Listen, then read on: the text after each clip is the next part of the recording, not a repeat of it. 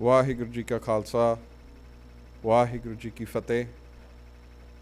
Good afternoon, everybody, for making the time for this special event. We understand it's really tough to take time out of your weekday in the middle of the day, but we truly appreciate and we're grateful that you put in these efforts to be here.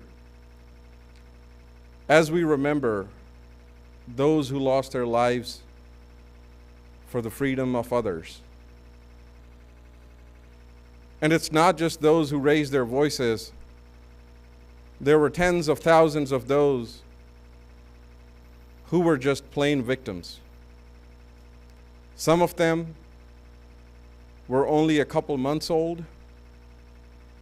As the stories continue to come out, some of them were only a few days old. The ones who got butchered at the hands of the Indian Army, sent by then Prime Minister of India, Indira Gandhi. This is our first time doing this at Capitol Hill. And it's not just symbolic, but it sends a strong message to the present-day Indian government that the justice that you have delayed, to us, it's justice denied. And it's really important for us to understand why we should seek justice. Because when a community goes through torture and genocide, if that community does not get their justice, other communities get victimized by the same bullies. We have some scholars sitting among us, and it's their feeling that had the perpetrators of the 1984 genocide of the Sikh community been punished, there would not have been the Gujarat massacre of the Muslims in 2002. And it's such a shameful act that the Indian regime continues to reward those who have the blood of innocents on their hands, be it Prime Minister Modi, be it Kamal Nath. Oftentimes people say, oh, so-and-so political party or so-and-so political leader is losing their position in elections. Then what? What difference does it make if Sikhs were killed by the Congress party leaders or they're getting killed by the BJP workers today? We really need to understand that those who are responsible get punished. And what we're doing here today is asking our representatives to make sure that the American citizens are safe and our freedoms and our civil liberties are not violated by some third world country. As the world has witnessed, India engaged in transnational repression, and they killed Mr. Nijjar in Calgary last year, and that they had plans to kill Gurpatwant Singh Pannu in New York, an American citizen, on American soil. For God's sake, for how long are we going to wait? It's about time that we send a clear and strong message to New Delhi that no more. It may have taken us 40 years, but we want to remember those who gave their lives. And I will say a few words in Punjabi so this message can go to those who are still continuing to live under the tyranny of the Indian government. ਇਹ ਪੰਜਾਬ ਦੇ ਸਿੱਖਾਂ ਲਈ ਮੇਰਾ ਸੁਨੇਹਾ Washington DC ਦੀ ਧਰਤੀ ਤੋਂ ਆ ਕਿ ਜਿਹੜੀ ਹਕੂਮਤ ਤੁਹਾਡੇ ਸਿੰਘ ਸਿੰਘਾਂ ਨੂੰ ਸਿੰਘਣੀਆਂ ਨੂੰ ਜੇਲ੍ਹਾਂ ਦੇ ਵਿੱਚ ਪਾ ਰਹੇ ਨੇ, ਜਿਹੜੀ ਹਕੂਮਤ ਸੰਤ ਜਰਨੈਲ ਸਿੰਘ ਖਾਲਸਾ ਜੀ ਭਿੰਡਰਾਂਵਾਲਿਆਂ ਦੀ ਸ਼ਹੀਦੀ ਨੂੰ ਭੁੱਲ ਜਾਣ ਨੂੰ ਕਹਿੰਦੀ ਹੈ, ਜਿਹੜੀ ਹਕੂਮਤ ਸਾਨੂੰ 1984 ਦੇ ਸ਼ਹੀਦਾਂ ਨੂੰ, ਯੋਧਿਆਂ ਨੂੰ ਭੁੱਲ ਜਾਣਾ ਕਹਿੰਦੀ ਹੈ, ਅੱਜ ਉਹਨਾਂ ਦੀਆਂ ਤਸਵੀਰਾਂ ਅਸੀਂ ਵਾਸ਼ਿੰਗਟਨ DC ਦੀ ਧਰਤੀ 'ਤੇ, ਜਿੱਥੇ ਪੂਰਾ ਵਰਲਡ ਆ ਕੇ ਚੌਂਕੀ ਭਰਦਾ ਆ, ਉਸ ਕੈਪੀਟਲ ਹਿੱਲ 'ਤੇ, ਉਸ ਧਰਤੀ 'ਤੇ ਖੜ੍ਹ ਕੇ ਅਸੀਂ ਅੱਜ ਇਹ ਆਜ਼ਾਦੀ ਦੀ ਆਵਾਜ਼ ਉਠਾ ਰਹੇ ਹਾਂ। ਔਰ ਉਹਨਾਂ ਯੋਧਿਆਂ ਦੀਆਂ ਤਸਵੀਰਾਂ ਜਿਵੇਂ ਕਿ ਤੁਸੀਂ ਦੇਖ ਰਹੇ ਹੋ ਸਾਰੇ ਪਾਸੇ, ਔਰ ਸਾਡੇ ਸ਼ਹੀਦਾਂ ਦੀਆਂ ਤਸਵੀਰਾਂ, ਇਹ ਮੈਸੇਜ ਹੈ ਭਾਰਤੀ ਹਕੂਮਤ ਨੂੰ ਕਿ ਨਾ ਭੁੱਲਣ ਯੋਗ ਹੈ ਔਰ ਨਾ ਬਖਸ਼ਣ ਯੋਗ ਹੈ। ਸੋ ਇੰਨੀਆਂ ਕੁ ਬੇਨਤੀਆਂ ਕਰਦਾ ਹੋਇਆ ਮੈਂ ਖਿਮਾ ਦਾ ਜਾਚਕ ਹਾਂ। ਵਾਹਿਗੁਰੂ ਜੀ ਕਾ ਖਾਲਸਾ, ਵਾਹਿਗੁਰੂ ਜੀ ਕੀ ਫਤਿਹ। So shifting gears, I would like to say that thank you, Dr. Gurtej Singh Chima and the other Singhs who drove all the way from California to make this happen, to make it possible for all of us so we could witness. This is history in the making. It's our first time ever that the complete pictures of the victims of 1984 genocide are being displayed here in this room. The atrocities were not just committed on one day or in one area or at one place. But as you see the displays, you will see that it was a well-executed plan by the Indian government. Without going any further, I would like to invite the legend himself, Dr. Gurtej Singh Chima, to come to the podium and share your views with the Sangat. What led you to this and what asked of you to come out here and make it happen? Thank you so very much.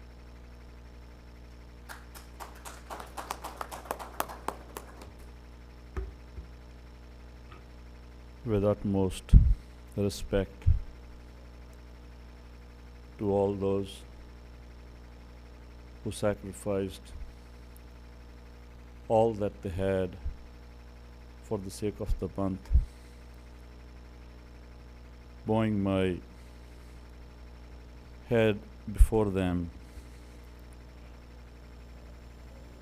I share my greetings, my Gur Fateh, with all those who are present here amongst us in the grounds of the US Capitol, the congressional staff, members of the Sikh Panth.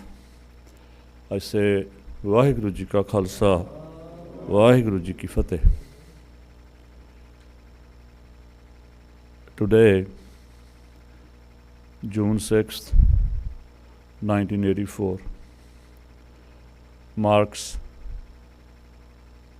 40 years of that moment in Indian history when what was being suspected by the Sikhs for a long time came true. The fact that Sant Jarnail Singh Ji Khalsa Phindranwale highlighted the atrocities being committed upon Sikhs by the Indian government and how he refused to live in India as a second-class citizen. He raised his voice to seek justice. And today, on June 4th, 1984, 40 years ago, the might of the Indian government, 100,000 soldiers, led by General Sundarji, under the command of General Vaidya, Lieutenant General K.S. Brar, assaulted the holiest, the highest supreme seat of the Sikhs, the Sri Akal Takht Sahib in Amritsar. It's a very solemn moment. For some of us, it could be a very sad moment. A lot of us lost family members in the genocide which ensued the events of June 1984.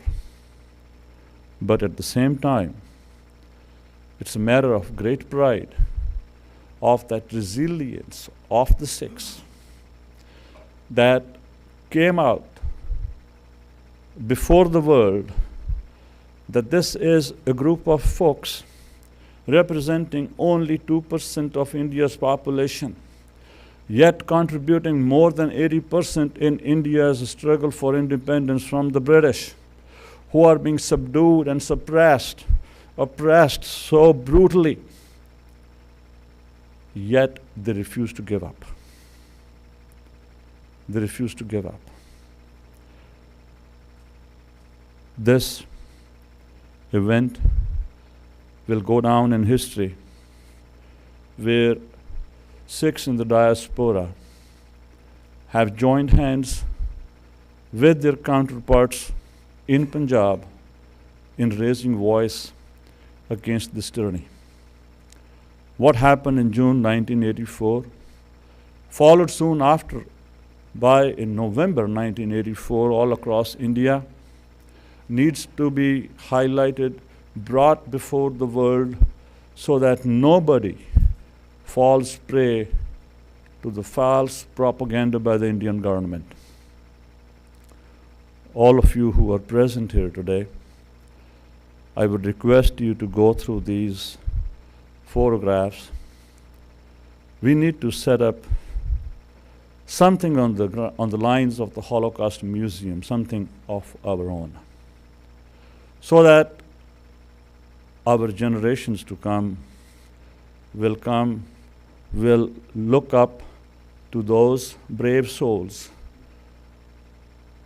who preferred to sacrifice themselves than lay quiet and bear the torches and tyranny. What we have here are 4 panels of this exhibition. The first one on my left, I'm going to briefly tell you of what these pictures reveal, what these pictures show.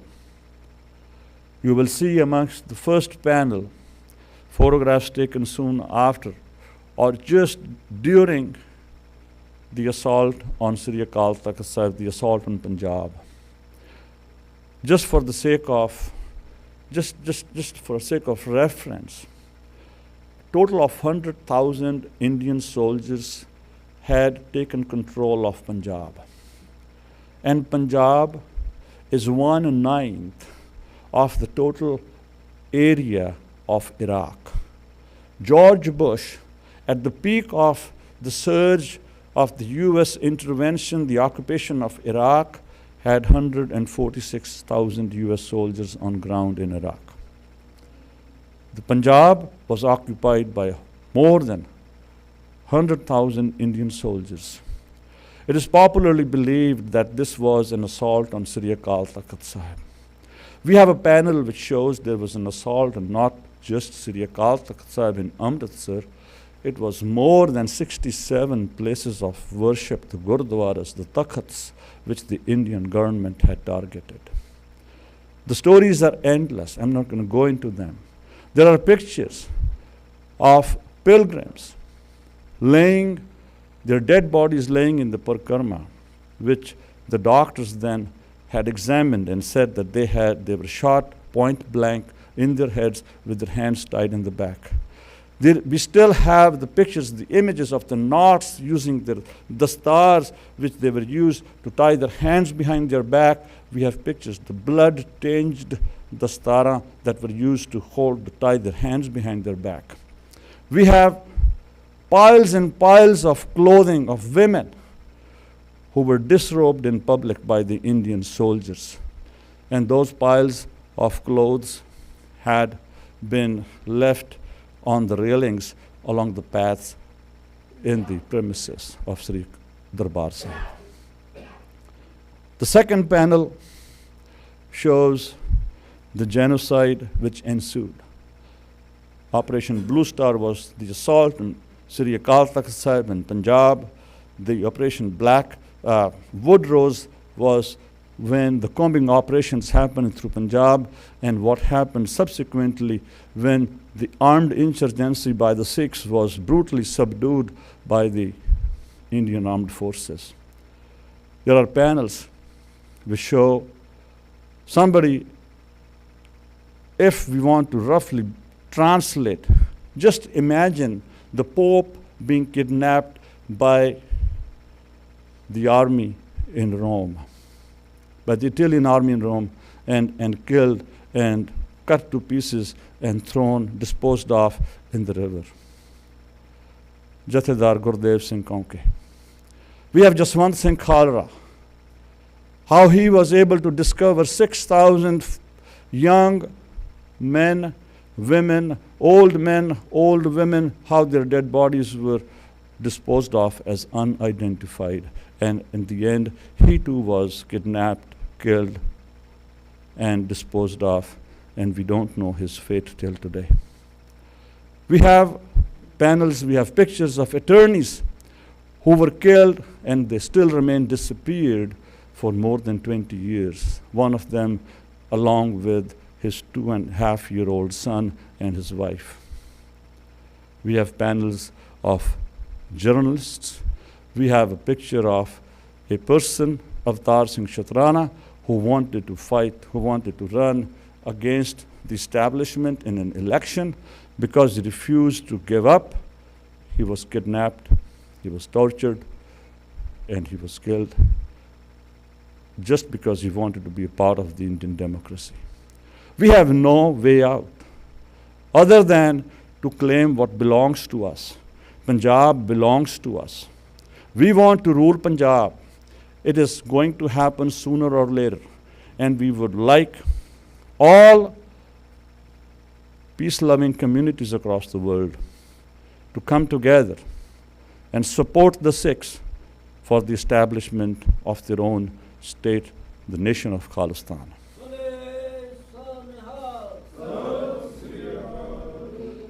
What happened in India in November 1984, we have pictures in the back. What happened in the last 2 years, we have pictures of those young Sikh men who rot in jail for more than 30 years now, having completed their prison sentences. The Indian government refuses to release them. We have pictures of people who were conspired against and killed under suspicious circumstances.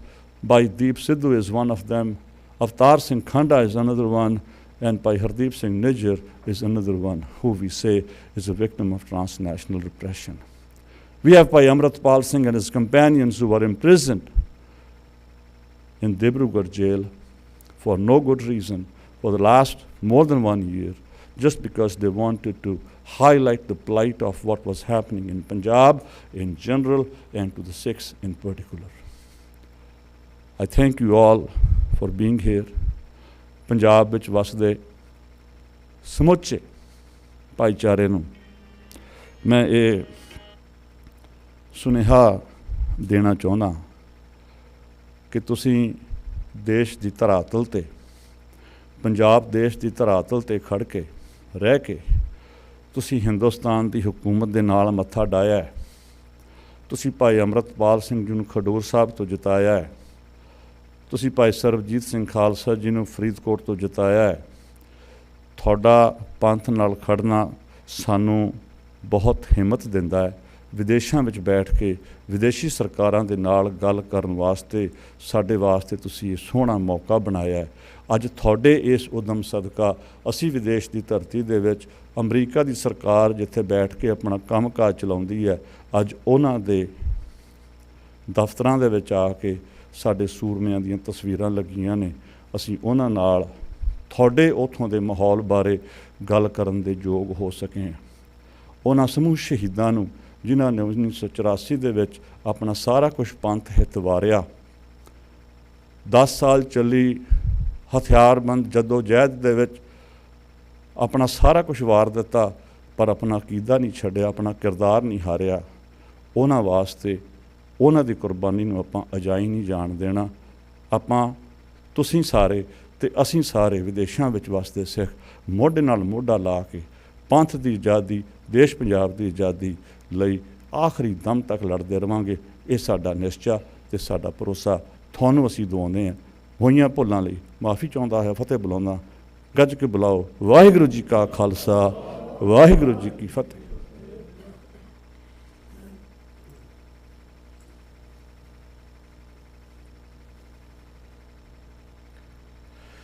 Thank you, Dr. Gurtej Singh Chima, for your kind and your courageous words.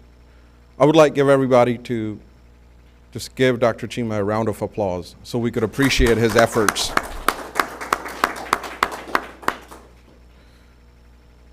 Oftentimes we say that we come to the home of the brave and land of the free, the land of the opportunities. We come here, we start living a good life, we earn a lot of money, our future generations are safe, our kids are getting good education, and sometimes people forget the story. Why did we come here in the first place? Obviously, we did not just pack our bags and said, let's go help America. That's not the case. We came here because we lacked something in the other world, whether it was lack of political freedom, whether it was lack of financial freedom, or whether it was lack of religious freedom. Those are the three main reasons why 99% of the immigrants come to America. And I would say it is our moral obligation that a community such as the Sikh community that claims political asylum because they have been victims at the hands of the Indian government, and based on that narrative, based on that story, based on those sacrifices made by those who refuse to bow down to the Indian government, we are able to build our lives here. Our present lives and the lives of our future generations are built on the lives of those who gave them willingly. So I believe it is our moral obligation to remember those, to continue to fight for justice. And I thank you, all of you. I know it's not easy. In the middle of a weekday, it's not easy being here, but I truly, truly appreciate every single body, every single soul that made into this room to remember those who fought for righteous reasons. As we continue, I would like our next speaker to come to the podium and give us his insights of what he has learned studying about South Asian issues, in particular India. Help me welcome Peter Friedrich.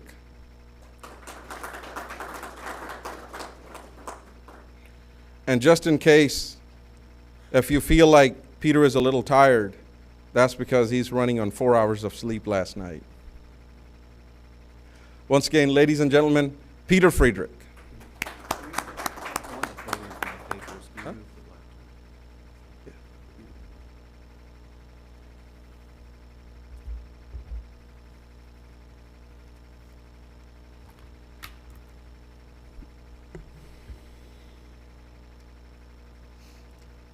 2 days ago, India's general election results shocked most people who follow political trends in that country. India's Bharatiya Janata Party first won a majority in 2014, and they returned in 2019 with a much larger majority. Well, after a decade in power and years of autocratization, leading to virtual criminalization of dissent in the country, even threatening to jail the top leader of the Indian National Congress, the foremost opposition party, expectations were that the BJP would not only once again win a majority, but would do it with an absolute landslide. Instead, 2 days ago, the BJP failed miserably and lost its majority so badly that, as the New York Times puts it, the BJP now finds itself at the mercy of its coalition partners, not all of whom share its Hindu nationalist ideology. Well, as the United States draws India closer, unconditionally closer into its embrace, this unexpected election outcome in India is particularly important considering the rabidly authoritarian direction in which the BJP has rapidly taken India. Any amateur student of Indian politics could have predicted that destination in which the BJP has been taking the country. You see, as the political wing of the Rashtriya Swayamsevak Sangh, a Hindu nationalist paramilitary, the BJP shares the RSS's goal of destroying the country's officially pluralistic and secular ethos, officially pluralistic and secular, and officially turning it into an ethno-nationalist state, into a Hindu nation of, for, and only for Hindus. Since the RSS's origin 100 years ago, its founding ideologues explicitly detailed their hatred of non-Hindus living in the Indian subcontinent and their desire to exterminate them. Their goals, their social outlook, and their nationalistic ideals mirrored those of the original European fascists in Italy and Germany, which is not surprising considering that the RSS was directly inspired by and directly interacted with those original European fascists.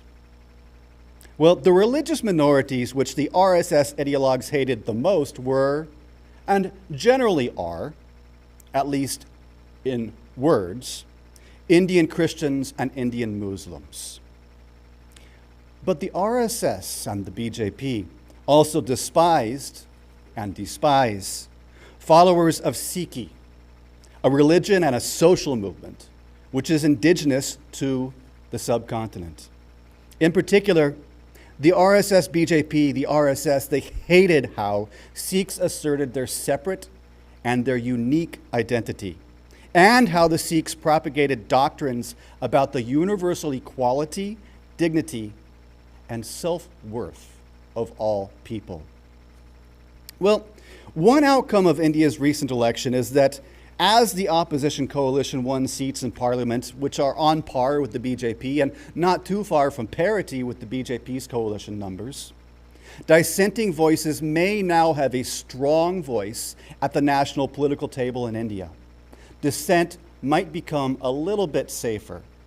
Moreover, while prominent BJP supporters have repeatedly publicly issued calls for genocide of minorities, particularly of Muslims, and international experts have repeatedly warned that Indian religious minorities are on the verge of suffering a genocide, it's quite possible that the impending threat of such a genocide will, for now, become a little bit less dire. The reality of genocide at the hands of the BJP is a very real possibility considering its bloody history.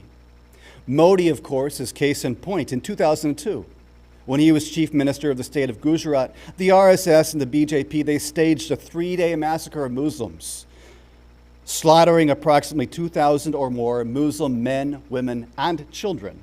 And Modi was implicated in a myriad of different ways as variously allowing or even orchestrating that pogrom. He was banned for it from entering the US for a decade because of his involvement, and that ban was actually never lifted. The ban on Modi entering the US was never lifted. He just was able to circumvent it because he got diplomatic immunity after becoming prime minister.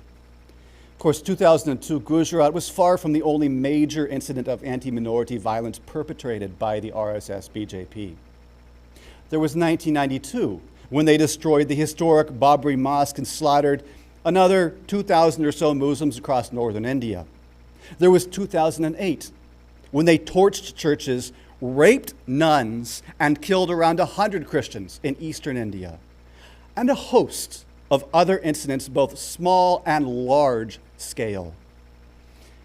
There has been essentially zero justice meted out for any of these atrocities. In essence, the perpetrators have received total impunity.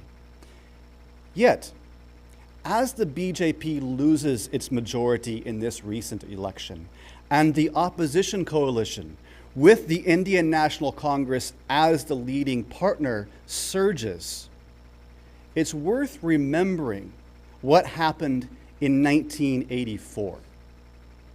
You see, according to the U.S. Commission on International Religious Freedom, as they put it 15 years ago in 2009, the failure to provide justice to religious minorities targeted in violent riots in India is not a new development and has helped foster a climate of impunity. The USCIRF traces this climate of impunity back to the November 1984 Sikh genocide, when, with the lead of Indian National Congress officials, 3,000 Sikhs, according to official numbers, were slaughtered over 3 days in Delhi. And the 40th anniversary of the Sikh genocide falls this year. Impunity for the Sikh genocide set the precedent for impunity for the RSS BJP's killing of Muslims in 1992, its killing of Muslims in 2002, and its killing of Christians in 2008, as well as for impunity for its supporters' current and ongoing calls for genocide of Indian minorities. That was a crime committed not only under the watch of the Indian National Congress, but even under its direction. For those concerned about human rights in India, it should serve as a reminder that state-sponsored atrocities against innocent Indian citizens are not a fresh phenomenon. The BJP, yes, the BJP has an ideologically fascistic framework. Yet the Indian National Congress also has blood on its hands. Whether under Congress or the BJP, the Indian government has, with impunity, perpetrated a host of atrocities for decades. Torture, arbitrary arrests, shutting down newspapers, extrajudicial executions, mass graves, killing of human rights defenders, blanket suspension of democracy, that happened under the Indian National Congress, the subjugation of Kashmir, and of many other regions of the country, including Punjab. As USCIRF, the U.S. Commission on International Religious Freedom, has noted, impunity for the 1984 Sikh genocide set the precedent for impunity for future massacres committed by the RSS BJP. And yet the November 1984 killings were not the first act, but rather the final act, at least in 1984, of the 1984 Sikh genocide.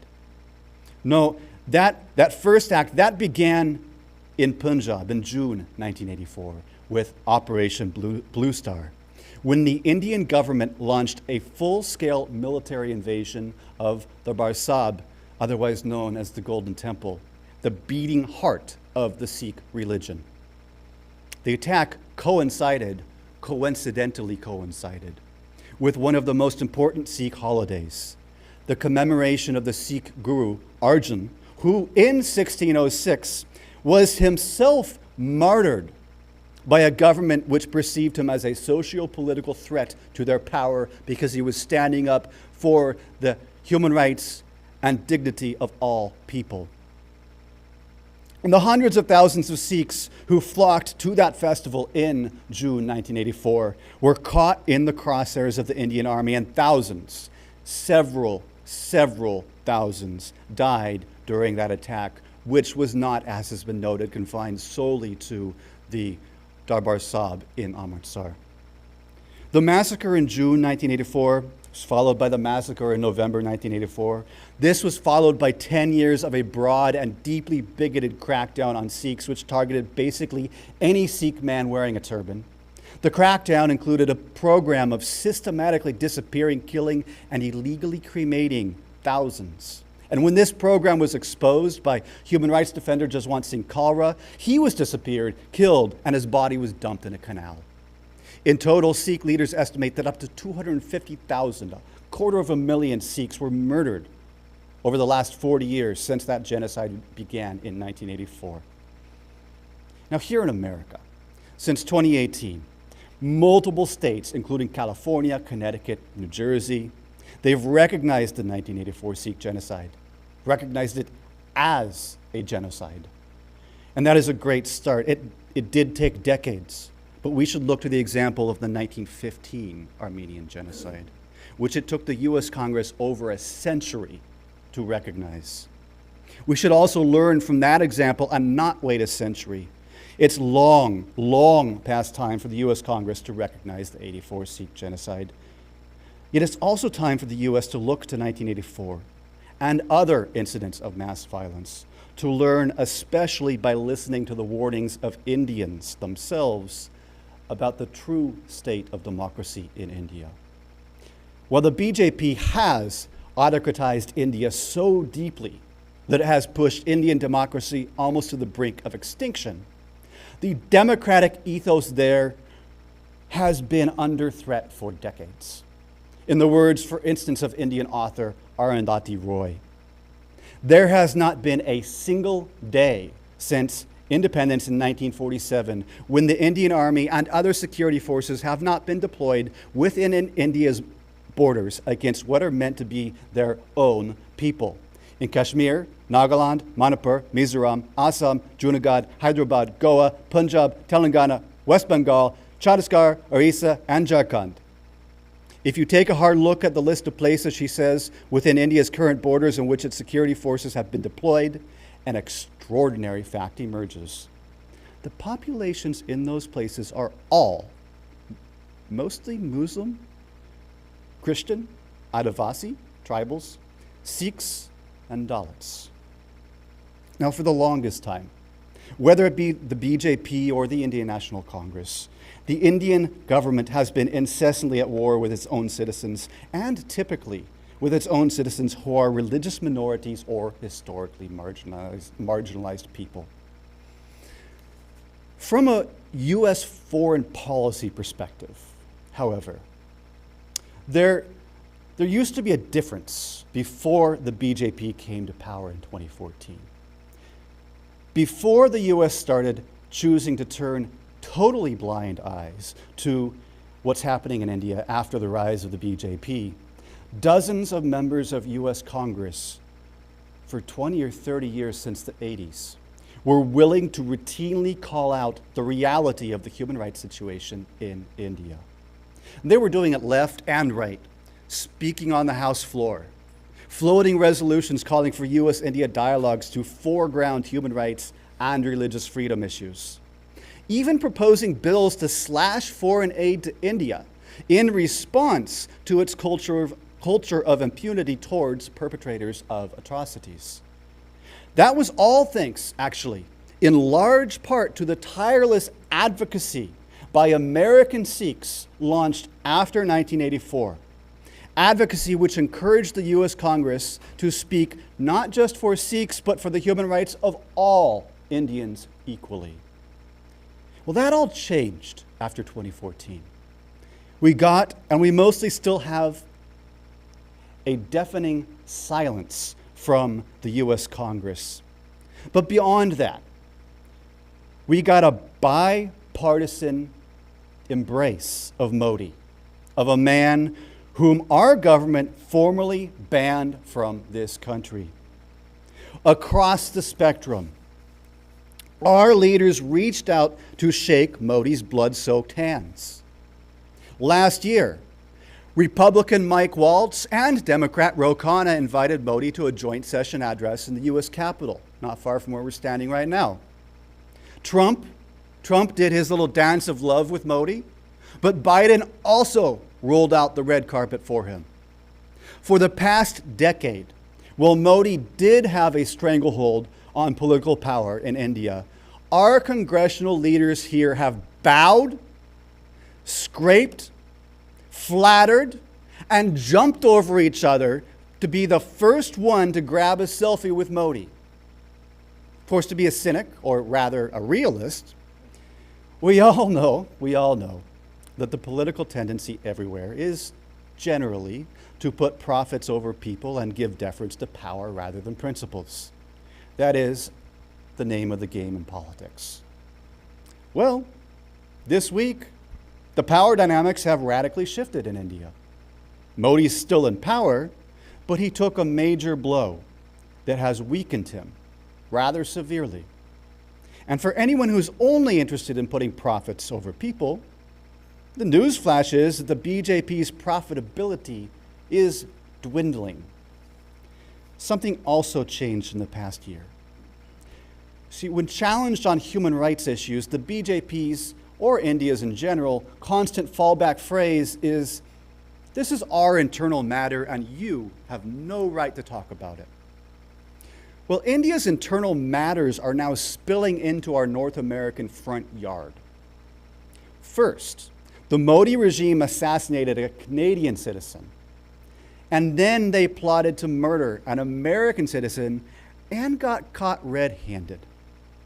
India has now jumped the shark, crossed the red line, and embraced transnational repression of its critics abroad, even of citizens right here in the US.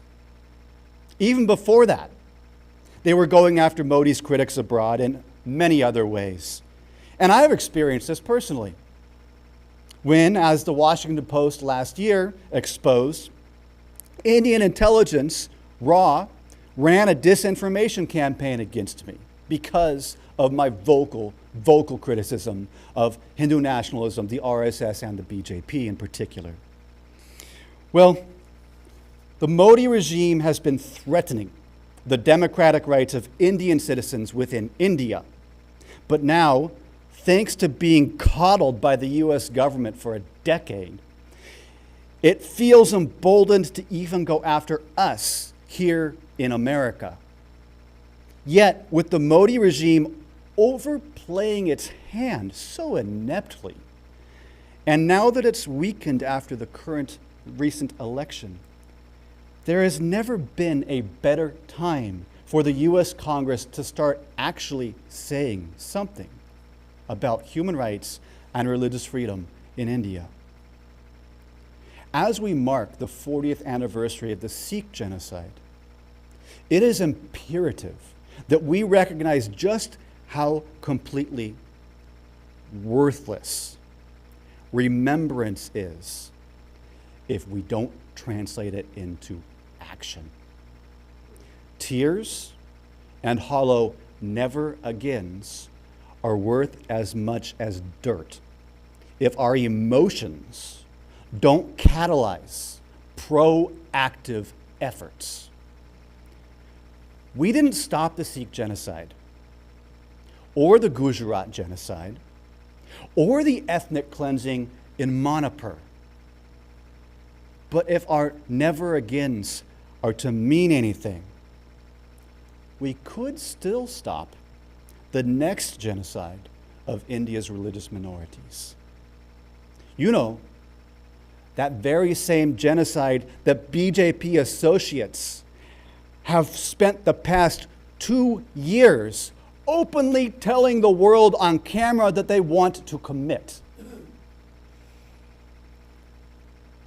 In honor of the Sikhs who died in 1984 and afterwards, a real remembrance looks like US Congress formally recognizing the Sikh genocide, finding, trying, and convicting those responsible for targeting and killing Sikhs in North America in the past year, and also censuring the Indian government for even daring to think about trying to murder a US citizen on US soil.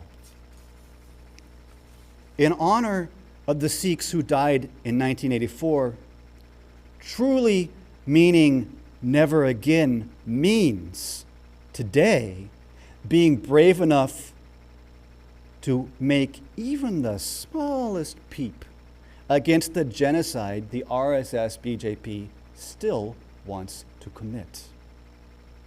From a pragmatic perspective, the time is ripe to do that.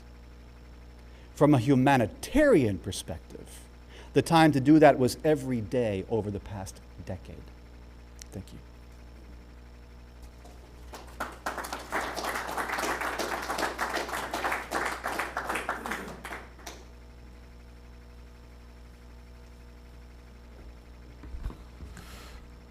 Please help me thank Peter Friedrich with a good round of applause.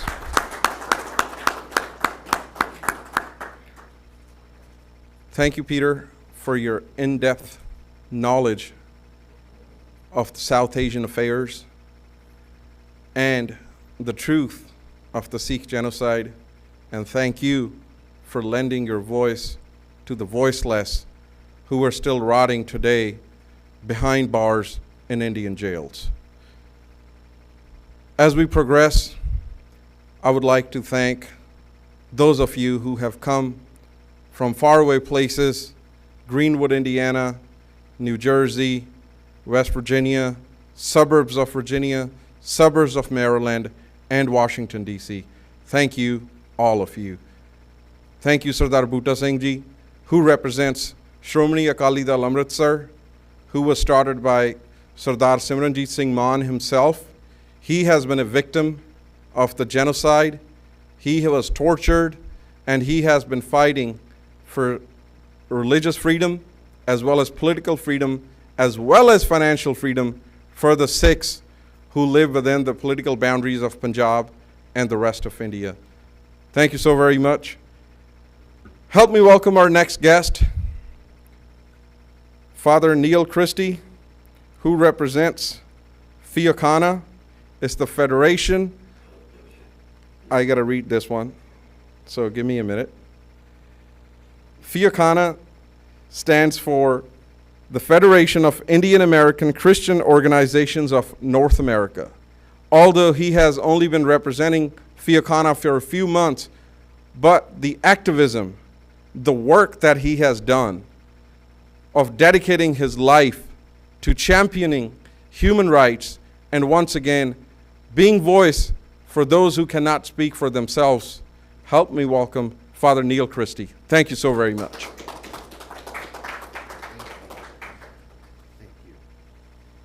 Thank you for the opportunity to briefly address you, all those that will be hearing the conversation that we're having today. And I want to thank again Peter for his compelling words and his call to action. What Peter is sharing is relevant not only for the Sikh community, but for every religious minority advocacy group functioning in India, and not only in India, but across the United States and Canada. And so it is a privilege to be with you, even as we commemorate and grieve, and as we channel grief into action. It is appropriate for you to gather here on Capitol Hill, just across from the United States Capitol, which is to represent every voice in this country, in particular those that have been most marginalized, not just in the United States, but globally. So it is appropriate for you to be here. It is a privilege for me to stand with you, to listen to you, to learn from you, to hear the stories again and again and again, so that I am able to work with my Christian sisters and brothers, to advocate alongside you, to learn from you, to stand with you, never to speak for you, but to speak alongside you on behalf of human rights and human dignity. Human rights and human dignity. And so I want to share very, very briefly with you the Christian commitment to the struggle, this struggle that you all embody, that you've been living with for a generation, for generations. 5 years ago, on the 550th birthday anniversary of Guru Nanak, is the birth, the World Council of Churches, which represents over 352 global, regional, and sub-regional, national, and local churches, initiated a formal dialogue with the Sikh community.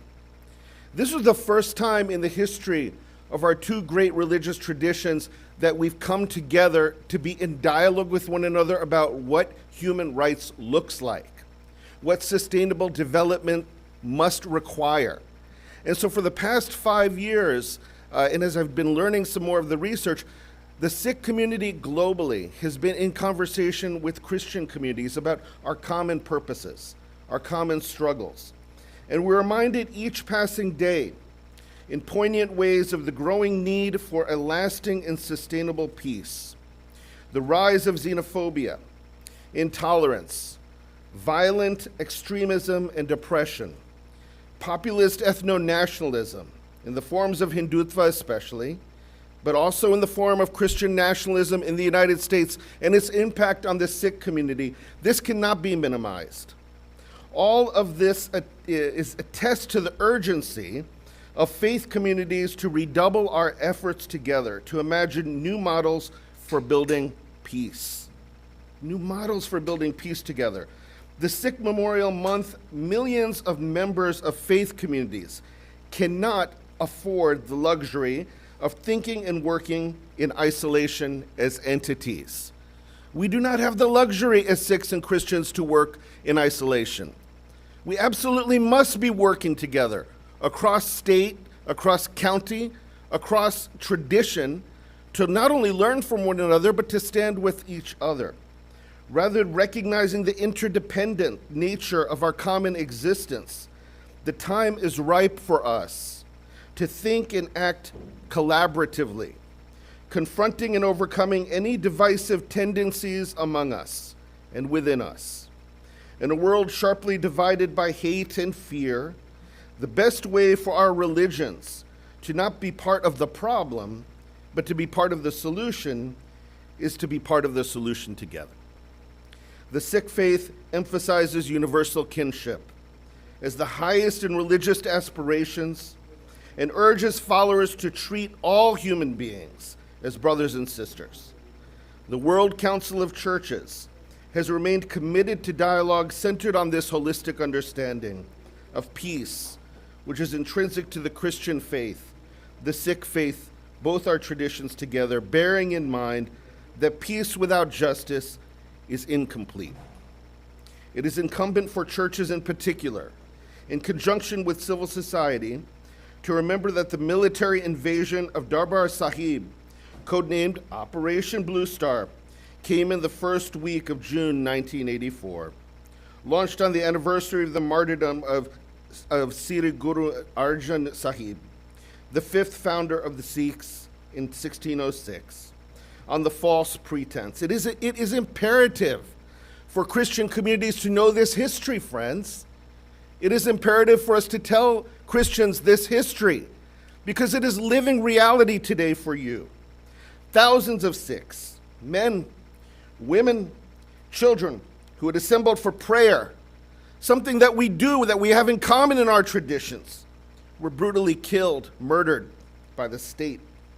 Joyce Pettigrew, an anthropologist at Queen's University in Belfast, wrote in her 1995 book, The Sikhs of Punjab, the army went into Darbar Sahib not to eliminate a political figure or a political movement, but to suppress the culture of a people, to attack their heart, to strike at the blow of their spirit, of their self-confidence. I would say they did not succeed. You are here. You are here. The United States Commission on International Religious Freedom has denounced the severe escalation of India's efforts to silence religious minorities, the human rights defenders of every faith, both within its country and abroad. That's a direct quote from USCIRF. It is then the responsibility of every faith community engaged with civil society to effectively decipher the signs of the times and offer responses which are courageous and which are committed. And so today, Fiacona, the organization that I am privileged to represent, the Federation of Indian American Christians of North America, with interests that represent the interests of 1 million Christians in the US and Canada, we lament the rapidly escalating state-sanctioned violations of human rights directed at religious minorities, including Sikhs, Muslims, Dalits, indigenous tribal peoples, and of course Christians across the Republic of India. And with Sikhs, we globally affirm that all people are entitled to freedom of thought, freedom of conscience, freedom of religion, as enshrined in Article 18 of the United Nations Universal Declaration of Human Rights. International Christian Concern ranks India as the third of 10 persecutors of the year. Open Doors USA ranks India as the 11th most dangerous country in the world in which to be a Christian, a persecution level categorized as extreme. alongside Iran, Pakistan, Afghanistan, worse than Saudi Arabia, even China. In this surge in violence propelled by Hindu ethno-nationalism, or Hindutva, supremacist political ideology, which conflates a military Hindu ideology with Indian citizenship identities, must be explained and then condemned within our faith communities, friends. Every faith community must do the work of interpreting the impact of ethno-nationalism to its people. That is the responsibility of every Christian congregation that I am in contact with. The Hindu religion in India's constitutional secular democracy have been severely distorted. They have been leading to an alarming levels of state-sanctioned violence against all religious minorities now for years, and Peter has gone through the history with us. Decades of state-sanctioned violence perpetrated against Sikhs in particular, places of worship, Sikh communities. It is all too familiar in the news, but we still need to hear the stories. We need to see the scope, the horror that we've seen that reminds us of what's happened in Manipur more recently, where last year over 65,000 people, predominantly Christian, have been violently displaced, abused, with over 400 churches being bulldozed, set on fire with the knowledge of the state. These are realities that the Sikh community knows. Christians know our reality. As a result of that, we must learn your reality so that we can work collaboratively. In the state of Chhattisgarh, between December 2022, February 2023, over 2,500 Christians were forcibly displaced, as mobs attacked, looted, destroyed homes because they refused to convert to caste-based forms of Hinduism. Caste-based forms of Hinduism that are antithetical to the Sikh faith. In 2023, over 1,300 incidents of harassment in private homes, extrajudicial detentions, church burnings, property damage, sexual assault, the murder have been recorded against Christians. That is the data that Fiacona has been gathering and will be publishing within the next month. The U.S. Department of State in 2023, this is directly from the 2023 report by the United States Department of State that I reread in preparation for our conversation today. It details its concern for Sikh and Christian communities in these ways. Unaddressed and unlawful killings continue. Enforced disappearance continues. Harsh and degrading treatment and incarceration continues. Transnational repression against individuals in other countries' unlawful interference with their privacy, it continues. Punishment of families for the advocacy of their relatives, that continues. Restriction of freedom of expression in the press, it continues. Interference with freedom of assembly, gender-based violence. These are all within the knowledge of the purview of the United States State Department. And yet the State Department has continued not to intercede, claiming that India has a right to determine its own internal policies. And yet their internal policies have bled over into the populations represented in this room and the communities you come from. As unacceptable as a person of faith. Absolutely unacceptable. Unless we respond with credible steps that the practiced norm will be continued violence against Indian Christians, Indian Sikhs, Hindutva leveraging national government policies, using religion for majoritarian policy to enforce what in the United States we would have called Jim Crow laws, a caste system to exploit millions of people, especially rural and agrarian peoples, and their labor to generate the wealth of a few. Unless we question the norm, there is no alternative. When we question what has been the practice, when the U.S. government, Democrat and Republican, question it, when churches question it, we can imagine an alternative future together as people of faith. And so Fiacona and our diaspora Christian communities, our constituents in every state, are committed to working with you, working alongside our Sikh neighbors, and repeatedly are calling for the United States Department of State to do these things. And I'm going to enumerate them for you, then I'll end. adopt the repeated recommendation of the United States Commission on International Religious Freedom, or USCIRF, that Peter has mentioned, that they have their recommendation for the past 4 years, at least for 4 years, to designate India as a country of particular concern. That's the first thing we're fighting for. Second, hold the Indian government accountable for advancing equal human rights for all religious communities. We are calling on our legislators with ties to the Indian government and Hindutva money to seek reparations and redress for the loss and harm done to the Sikh community, to the Dalit community, to Christian communities, to Muslim communities, any religious minority community that has suffered as a result of Hindutva profitability. Third, consider targeting sanctions on Indian government agencies and officials responsible for severe violations of religious freedom and human rights.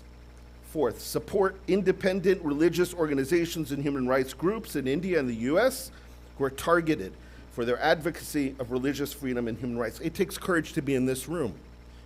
For every one of you to come to Washington, D.C., it takes courage. It takes courage to speak out at the local level. We absolutely must support independent religious organizations as they do the advocacy necessary in the United States, not turn our back on them. And then finally, we must pass Senate Resolution 569, which has been sponsored by Senators Coons and Lankford. It's a bipartisan piece of legislation which recognizes religious freedom is a fundamental and cornerstone piece of any international foreign policy that the United States engages in. I want to end by quoting my colleague Taranjeet Singh Bhutalia, who directs the Religions for Peace, who currently serves as its executive director. He wrote this week in an article, and I want to quote him.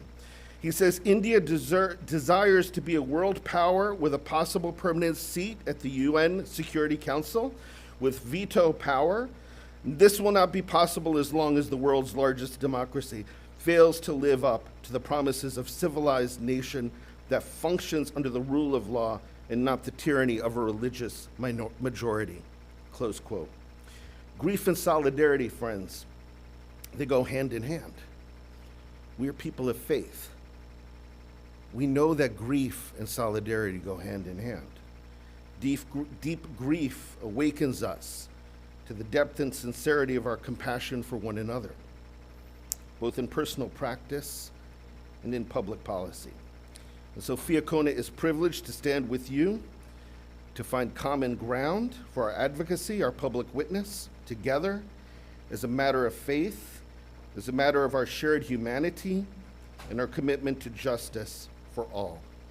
Thank you.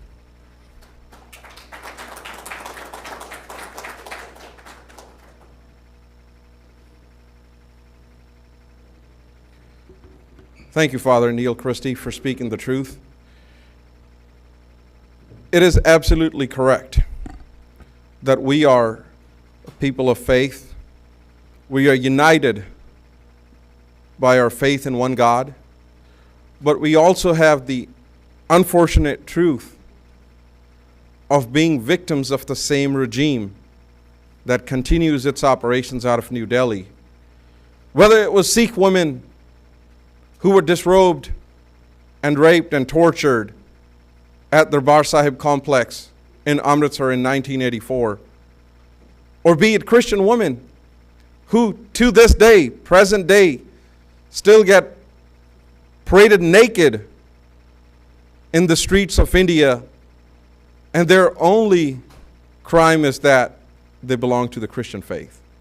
So it is of absolute importance and utmost necessity that the communities of faith unite their efforts in raising their voice and making sure that the Indian government's perpetrators do not go unpunished. Help me welcome, as many of you might already know, Sardar Manmeet Singh from Maryland, who has been a filmmaker, an activist, an entrepreneur, and more importantly, a Sevadar of the Panth. Help me welcome Manmeet Singh.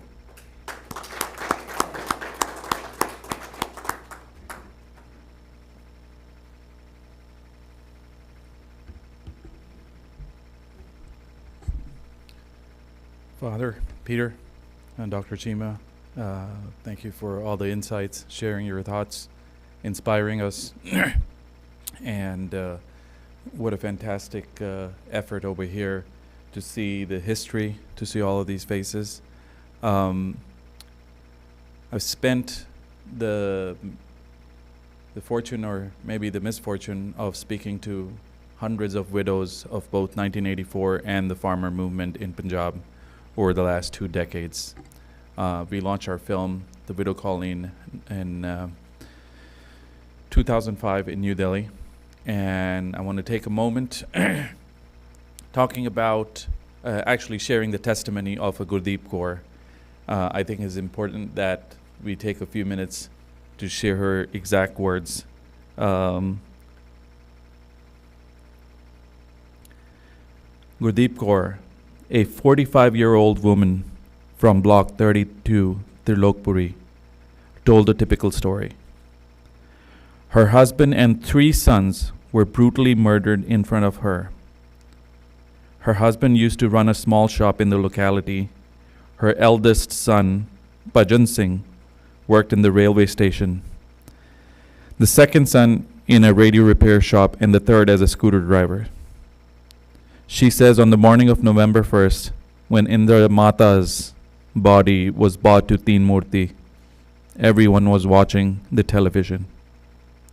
Since 8 a.m., they were showing the homage being paid to her dead body. At noon, my children said, "Mother, please make some food, we're hungry." I had not cooked that day, and I told them, "Son, everyone is mourning. She was our mother. She helped us settle here, so I don't feel like lighting the fire today." Soon after this, the attack started. 3 of the men ran out and were set on fire. My youngest son stayed in the house with me. He shaved off his beard and cut his hair. But the mob came into the house. Those boys, 14 to 16-year-olds, began to drag my son out, even though he was hiding behind me. They tore my clothes and stripped me naked in front of my son. When these young boys began to rape me, my son began to cry and said, "Elder brothers, don't do this. She is like your mother, just as she is my mother."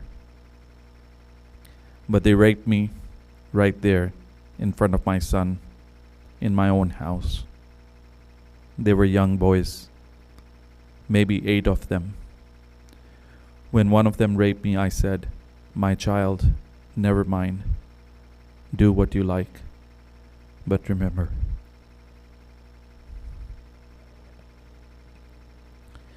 But remember, I have given birth to children. This child came into this world from this same path. After they had taken my honor, they left.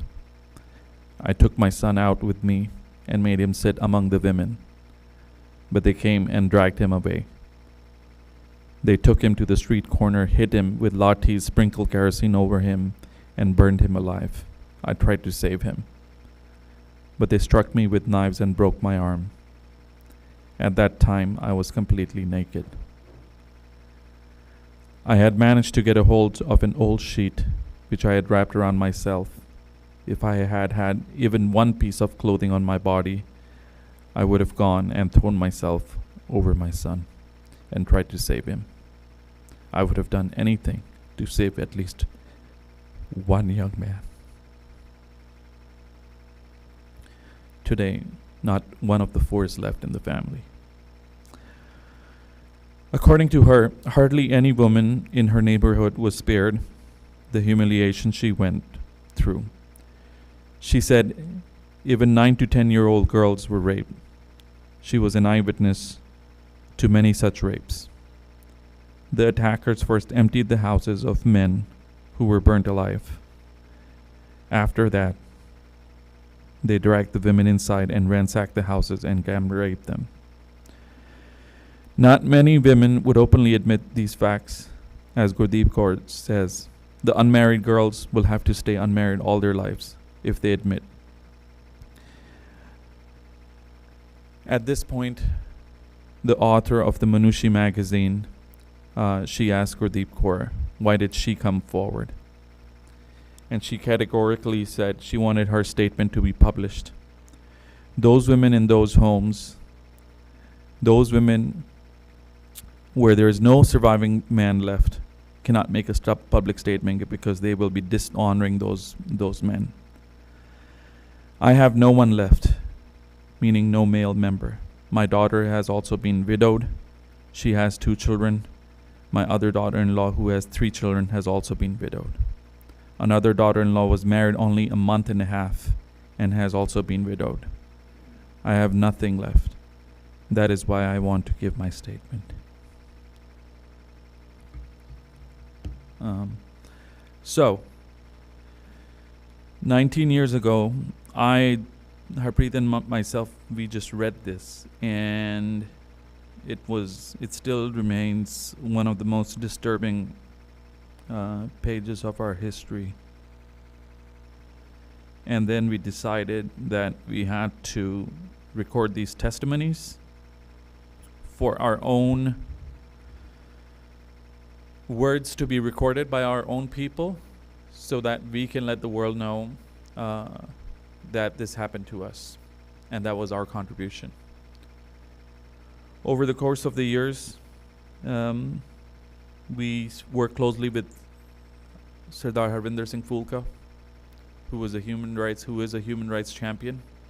We tried to help him both politically, but focused on his human rights work. We spent a lot of time with Sardar Inderjeet Singh Jaji and Bibi Baljeet Kaur Gill, who also, despite their political affiliation, worked for the justice of the Sikhs. And I'm going to direct some of my thoughts a little bit internally, because we are here standing at the House of Representatives, and we are asking to be represented. But really, if you think about what our asks are, we're not here saying that we need help with our unemployment issues or we need help with health care. All we need help is with our First Amendment rights. Right to freedom of speech, whether it's this country or whether it's in India or any other democracy, and a Punjab, or for some, a Khalistan, where there is no right of speech, is not a place that we want to make. So that is what we are asking for today in this country, or in India, or in Punjab. Right to free speech, freedom of press. We want to have all the religions, whether they're over here, whether they're in India, whether they're in Punjab, to have the freedom to follow their faith, regardless of whichever regime is in power. And I use the term regime because it behaves like a regime. It does not behave like a democratic party. So, I'm not going to bring in the current political situation over here. I do also want to share with our community that last week I was with Ravi Palla. Part of his campaign, tried to help him. And we lost to Menendez by about 6,300 votes. Had we just gotten that 6,300, I think by the time the counting is done, we'll be probably at that 8,000 mark. Just 8,000 votaਂ ਨਾਲ ਜੇ ਅਗਰ ਰਵੀ ਭੱਲਾ ਜਿਹੜਾ ਇੱਕ ਕੌਮੀ ਬੰਦਾ ਹੈ ਜਿੱਤ ਜਾਂਦਾ, ਅੱਜ ਉਹਦਾ ਦਫ਼ਤਰ ਦੇ ਬਾਹਰ US representative ਦੀ ਮੋਹਰ ਉਹਦੇ ਦਫ਼ਤਰ ਦੇ ਅੱਗੇ ਲੱਗੀ ਹੁੰਦੀ। ਇਹ ਲਮੋ ਕੀ ਖਤਾ ਜਿਹੜੀ ਅਸੀਂ ਗੱਲ ਕਰਦੇ ਹਾਂ ਵਾਰ-ਵਾਰ ਹਰ ਸਾਲ ਆ ਰਹੀ ਹੈ, ਹਰ ਸਾਲ ਖਤਾ ਹੋ ਰਹੀ ਹੈ।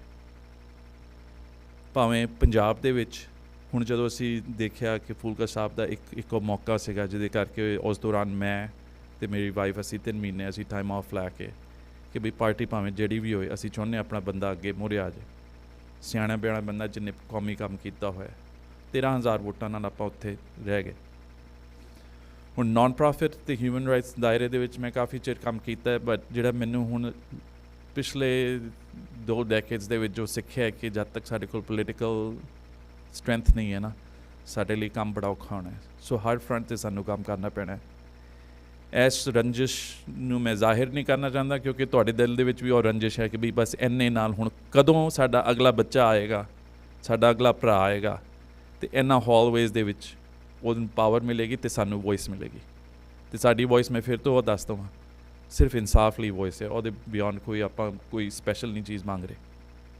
ਸਾਡੇ ਲਈ ਇਨਸਾਫ, ਹੋਰਾਂ ਕੌਮਾਂ ਲਈ ਇਨਸਾਫ, ਐਵਰੀ ਰਿਲੀਜਨ, ਐਵਰੀ ਨੇਸ਼ਨ। ਹੁਣ ਜੇ one thing I did like what you said, Peter, both of your speeches were fantastic, sir, is remembrance is worthless if there is no action. And what we ought to as a community is get membership in the Unrepresented Nations and Peoples Organization. We're not on that list. There have been countries or nations or people on that list that have actually gotten independence.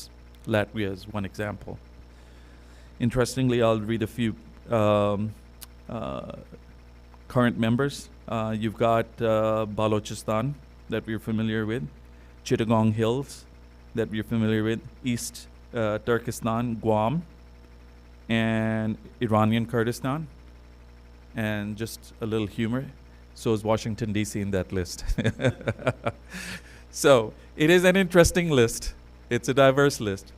But it is also a place where we ought to start thinking if we need to add Azad Punjab or Khalistan, whichever you may think of. ਇੱਕ ਹੋਰ ਚੀਜ਼ ਜਿਹੜੀ ਆਪਾਂ ਕਹਿੰਦੇ ਨਾ, ਅਸੀਂ ਕਈ ਵਾਰ ਕਹਿੰਦੇ ਇਕੱਠੇ ਹੋ ਕੇ ਕਰੀਏ, ਇਕੱਠੇ ਹੋ ਕੇ ਵੀ ਜ਼ਰੂਰੀ ਹੈ, ਬਟ ਜੇ ਆਪਾਂ ਜਿਹੜੀ ਇਨਵੈਸਟਮੈਂਟ ਕਰ ਰਹੇ ਹਾਂ ਨਾ, ਕੌਮ ਦੀ ਇਨਵੈਸਟਮੈਂਟ, ਪੰਥਿਕ investment, you need to have a strong lobbying group, a functioning lobbying group. ਇਸ ਲਈ ਮੈਂ ਕਹਿ ਰਿਹਾ ਕਿਉਂਕਿ ਅੱਜ ਇੱਕ ਖੁਸ਼ੀ ਦੀ ਗੱਲ ਹੈ ਕਿ ਵੀ 4 ਸਾਲ ਪਹਿਲਾਂ ਅਫਗਾਨਿਸਤਾਨ ਦੇ ਜਿਹੜੇ ਸਿੱਖਾਂ ਦੇ ਉੱਤੇ ਅਤਿਆਚਾਰ ਹੋਇਆ, ਜਿਹੜਾ ਉੱਥੇ ਅਟੈਕ ਹੋਇਆ, ਉਹਨਾਂ ਵਿੱਚੋਂ ਜਿਹੜੇ ਮੇਨ ਫੈਮਿਲੀ ਸੀਗੀ ਅਰਿੰਦਰ ਸਿੰਘ ਦੀ, ਜਿਹਦੇ ਘਰ ਦੇ ਵਿੱਚ 4 ਜੀ ਮਾਰੇ ਗਏ, ਉਹਨਾਂ ਨੂੰ ਹੁਣ ਜਾ ਕੇ ਪੋਲੀਟੀਕਲ ਅਸਾਈਲਮ ਮਿਲੀ ਹੈ। ਬਟ 4 ਸਾਲ ਉਸ ਵੇਲੇ ਆਲਮੋਸਟ ਮੈਂ, ਇੱਕ ਰਾਜਦੀਪ ਜੌਲੀ ਸਿੱਖ ਕੋਲੀਸ਼ਨ ਦਾ, ਅਤੇ ਇੱਕ ਦੀਪਕ ਆਲੂਵਾਲੇ ਹਿਊਮਨ ਰਾਈਟਸ ਅਟਰਨੀ, ਅਸੀਂ ਦੱਬ ਕੇ ਕੰਮ ਕੀਤਾ। ਬਟ ਸਾਨੂੰ ਇਸ ਚੀਜ਼ ਦਾ ਫਿਰ ਅਹਿਸਾਸ ਹੋਇਆ ਕਿ ਵੀ ਸਾਡੇ ਕੋਲ, ਅਨਲਾਈਕ ਇਨ ਕੈਨੇਡਾ ਔਰ UK, ਸਾਡੇ ਕੋਲ ਇੱਥੇ ਵੋਇਸ ਨਹੀਂ ਹੈਗੀ। ਸੋ ਜੇ ਭੱਲੇ ਵਰਗੇ ਹੁੰਦੇ ਬੰਦੇ, ਉਹ ਸਾਡੀ ਗੱਲ ਰਾਈਟ ਅਵੇ ਅੱਗੇ ਲੈ ਕੇ ਜਾਂਦੇ, ਸੋ ਸਾਨੂੰ ਮਿੰਨਤਾਂ ਨਹੀਂ ਕਰਨੀਆਂ ਪੈਂਦੀਆਂ। So, kyunki news hale fresh hai, the only thing that's offsetting is what's happening in Punjab. There's some hope, some faith over there. But I will end my talk with just one personal story that I encountered. As we were doing our work in Punjab, in India, and we were heading to the airport in New Delhi, about at 10 p.m., we were walking out of the restaurant, heading towards the airport, and a little kid with a patka came, and he had hair coming out of his patka, and he was selling keychains.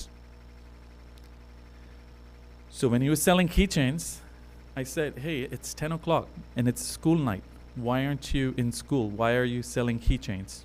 And he looked at me as, who are you and why do you care? And it's none of your business, kind of. And I told my wife, I'm like, Harp, let's give him 100 rupees. And I took 100 rupees. I'm like, here you go, man, and go home. And he looked at me, this random kid, a moment that I'll never forget in my life. And he told me, sir, main bheek nahi mangta. He said, I do not beg. He's tired. He might not know his history. He might not have money in his pocket. His family situation might be hard. It doesn't matter. But the dignity of a random Sikh kid who put me back in my place, that I might be in a tough spot, but I still have my dignity, and you cannot take that away.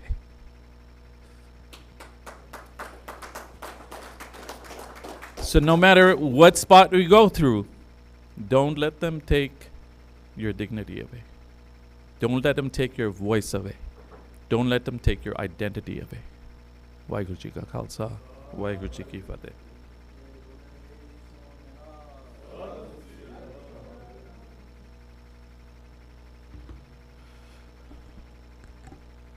would like to mention a special name who's among us. She's here as an observer.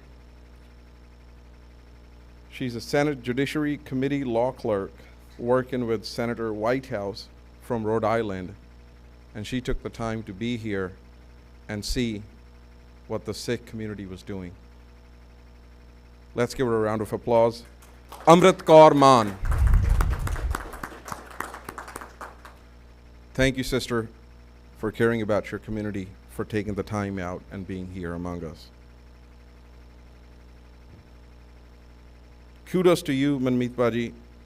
Someone from the audience came to me and said, let him talk about the Widow Colony, the movie about the widows of New Delhi. And I had to let them know that this is the man who made the movie. So, whereas it's a solemn subject, but it's also very courageous to do something for the community, to let those victims know that you're not forgotten. Thank you. Thank you, Padi Manmeet Singh. Our next speaker is a well-known media personality from the DMV region. He is one of the pioneers of the Sikh community, somebody who came to the US at a young age, somebody who went through the schooling system here, somebody who has suffered quite a bit at the hands of the Indian government. Help me welcome Agapal Singh Bhatt, aka Paul Bat.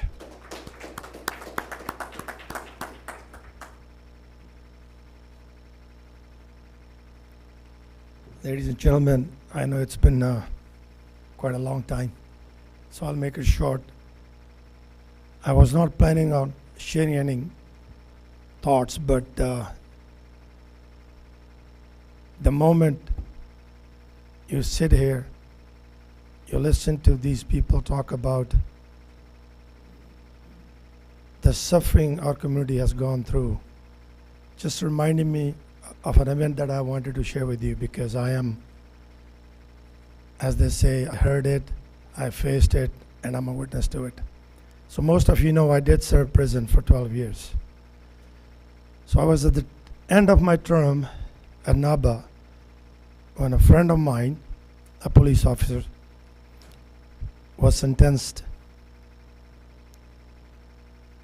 and he had to be at the receiving end. And this man, I hate to admit it, had committed a lot of atrocities during the militancy. But for once, as the Almighty always has his way of justice, he was at the receiving end. So I decided to pay him a visit. We're sitting in one of the officers' office having a cup of tea, and I said, I won't mention the name. I said, brother, let's be fair and honest today. Give me the percentage of innocent people that are behind bars now that you are one of them. And ladies and gentlemen, he said, कि मैं गुरु दी कसम खा के, that God be my witness, at least 60% of the inmates are innocent. Now talk about, if there are 2,500 inmates at that time, 60% is a lot of people in just one prison in that whole state. And this is during the good times compared to the militancy, the 84 that we talk about. The stories that we've heard, the incidents that we have faced, the torture that I have gone through, the 30-degree temperature. For 42 days, my whereabouts were not known. And on the 43rd day, when they brought me out wherever I was, one of my colleagues that worked for me in my factory could not recognize me. He said he recognized me by the shoes that I was wearing. This is how I appeared after 42 days. I was taken to a patha for encounter. Well, I survived, as luck would have it. Maybe to share that with you today. I've never shared it because that's one chapter that I thought I'd close it forever. But now, I think the time is right that I should talk about it. I do plan on making a web series about it one day. Share a lot that has not been known to the public. For some reason, you become part of friends of these people because you're on the same boat. The journey is more important, the survival is more important, and then they open up and they share the stories. And if I share with you the methods that they use to torture these people, I don't think any one of you can sleep tonight. So I'll simply say this. For once, as Manmeet Paji said, that we really need to consider and pay our full energy, focus on electing people so we have a voice in this house. Second, the people of Punjab have spoken, ladies and gentlemen, in this election. They've elected two people that we know. The leadership is about to change. There's a change that's coming. The results have shown that people want independence. They want their own home. And we, being in a free country, can play a major role. It's so sad to see that, as Father said, that you should be proud of yourself that you're here, but I wish the numbers were much larger. Let's work on it. Let's educate people. And as a friend of mine, the last one I want to share is when you compromise on something, a small thing, the end result is much larger than. But if you speak at that time and let the other person know, the people know that they're wrong, I think you played your role and you have done what you should do, is stand for the right and justice. Thank you very much, Pavan. Thank you. Congratulations for arranging this. And hopefully something good will come out of it. God bless you. Thank you very much.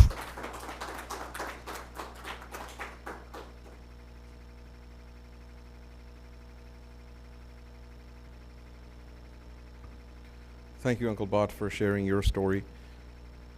Now we will be shifting gears. I would like you guys to take a good look at this presentation. And if you have any questions, if you want to share anything, go ahead and take this moment and share that with Dr. Chima, who's among us. We're very fortunate that we have Sevadar servants of the Panth who are willing to do this for no personal interest, just to pay homage to those who gave their lives for the righteous reason, and also those who were just mere victims. Thank you, each and every one of you. We will be getting to our next set of speakers once we have taken a moment, and once you have taken snacks, we do have some refreshments available as well. Thank you, everybody. Thank you for being here.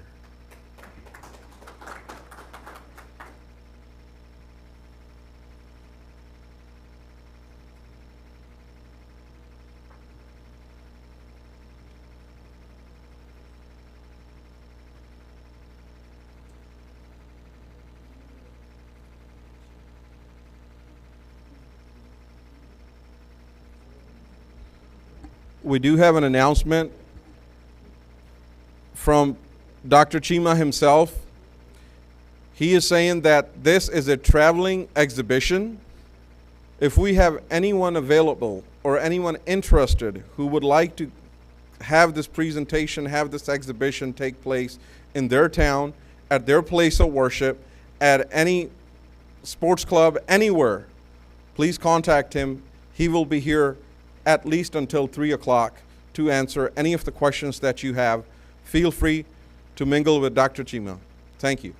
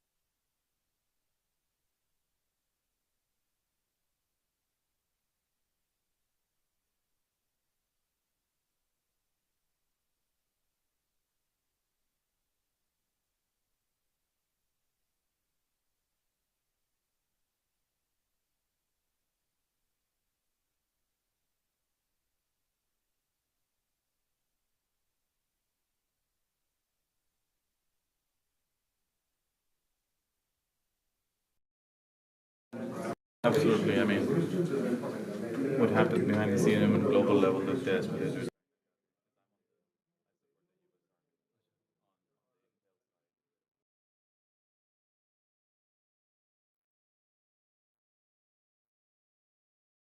Assassinations Indian government has been doing of Sikhs throughout India, Pakistan, Canada, and here.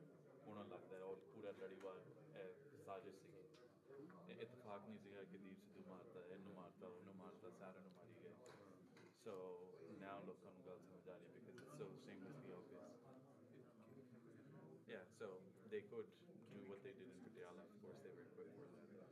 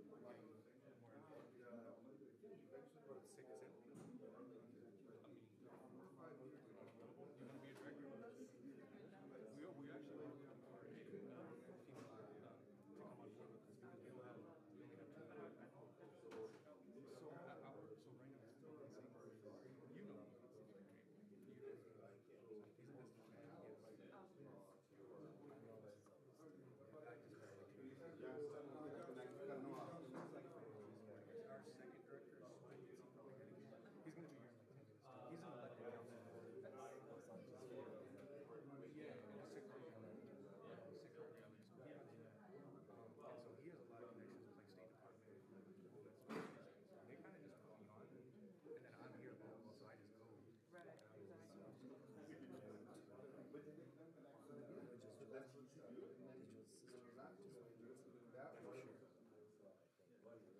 the one that just got married?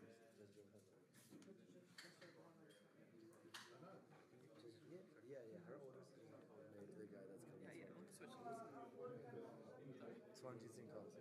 Yeah, this is my second year. I think that's a weird thing to say. Huh?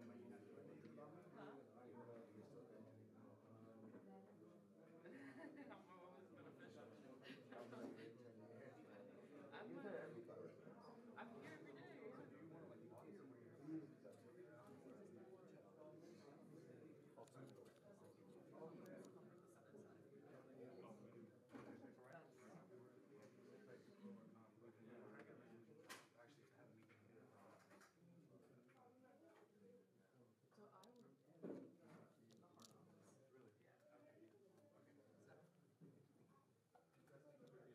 in the heart office. So you work in His personal office, and then so he has a tablet. So I work in our officials have like a couple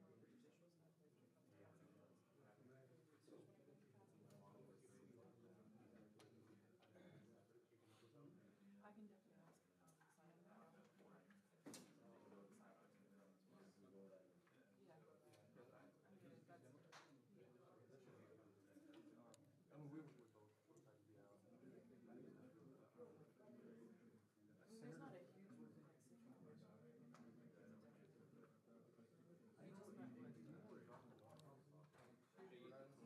a huge work situation. I just meant That's where the plug is. That's where we're using.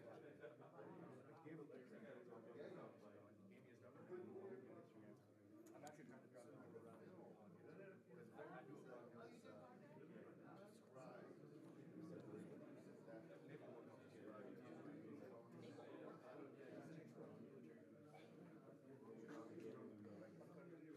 yeah, you did so Sorry, it took so long to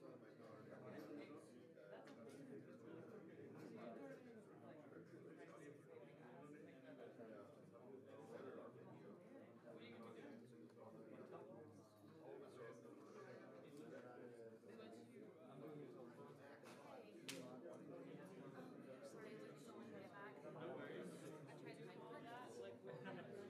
worries. I tried to type for that. I made it. That's a matter. I made it. Yeah, this is a very. So would you start? Or like when's the clearance? He's going to be here. When do you think that Awesome. So we've kind of been involved a little bit with like this journey.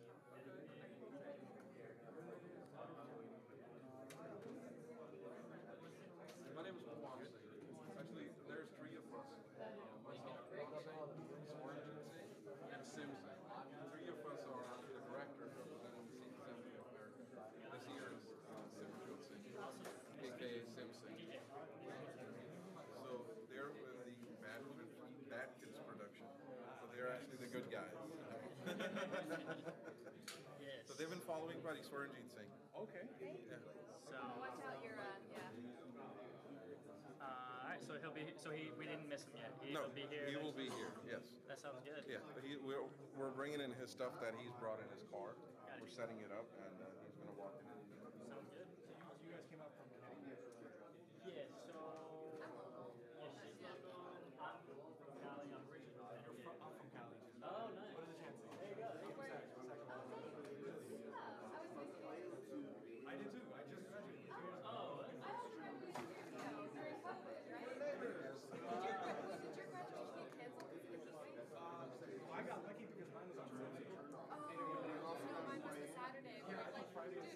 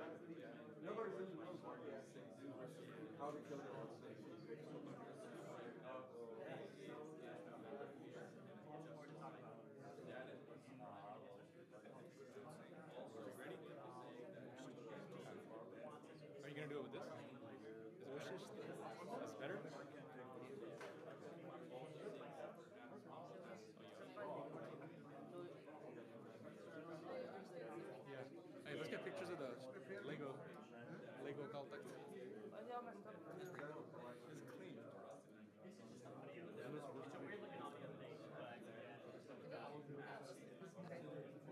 so when you hold it, you're just gonna kind of hold it like a foot away from your mouth, just kind of like right here.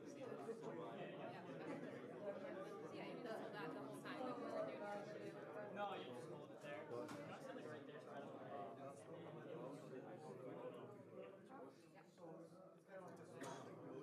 No, I'll stick your butt.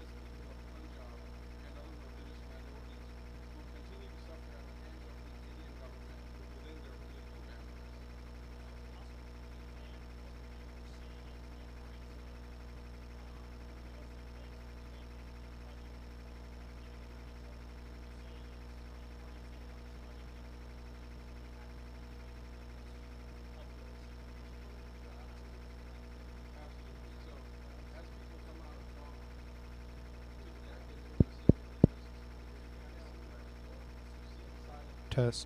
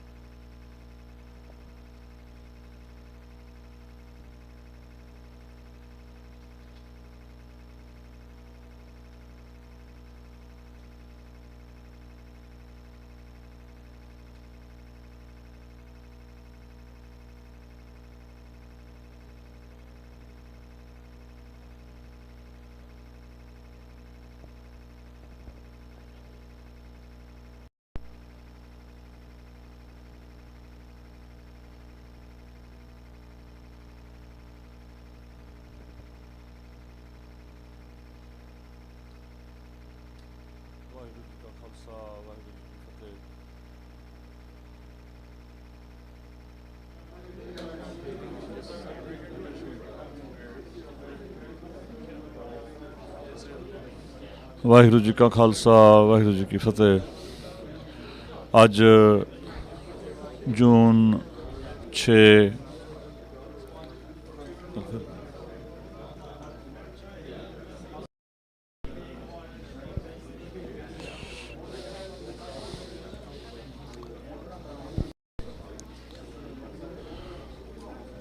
मैं English बोलूँ कि पंजाबी बोलूँ? We do have an announcement.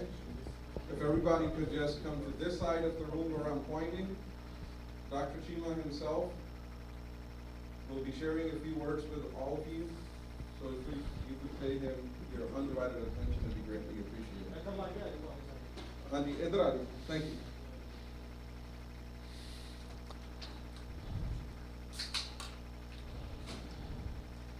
Waheguru ji ਕਾ ਖਾਲਸਾ ਵਾਹਿਗੁਰੂ ਜੀ ਕੀ ਫਤਿਹ। Today, June 6th, 2024,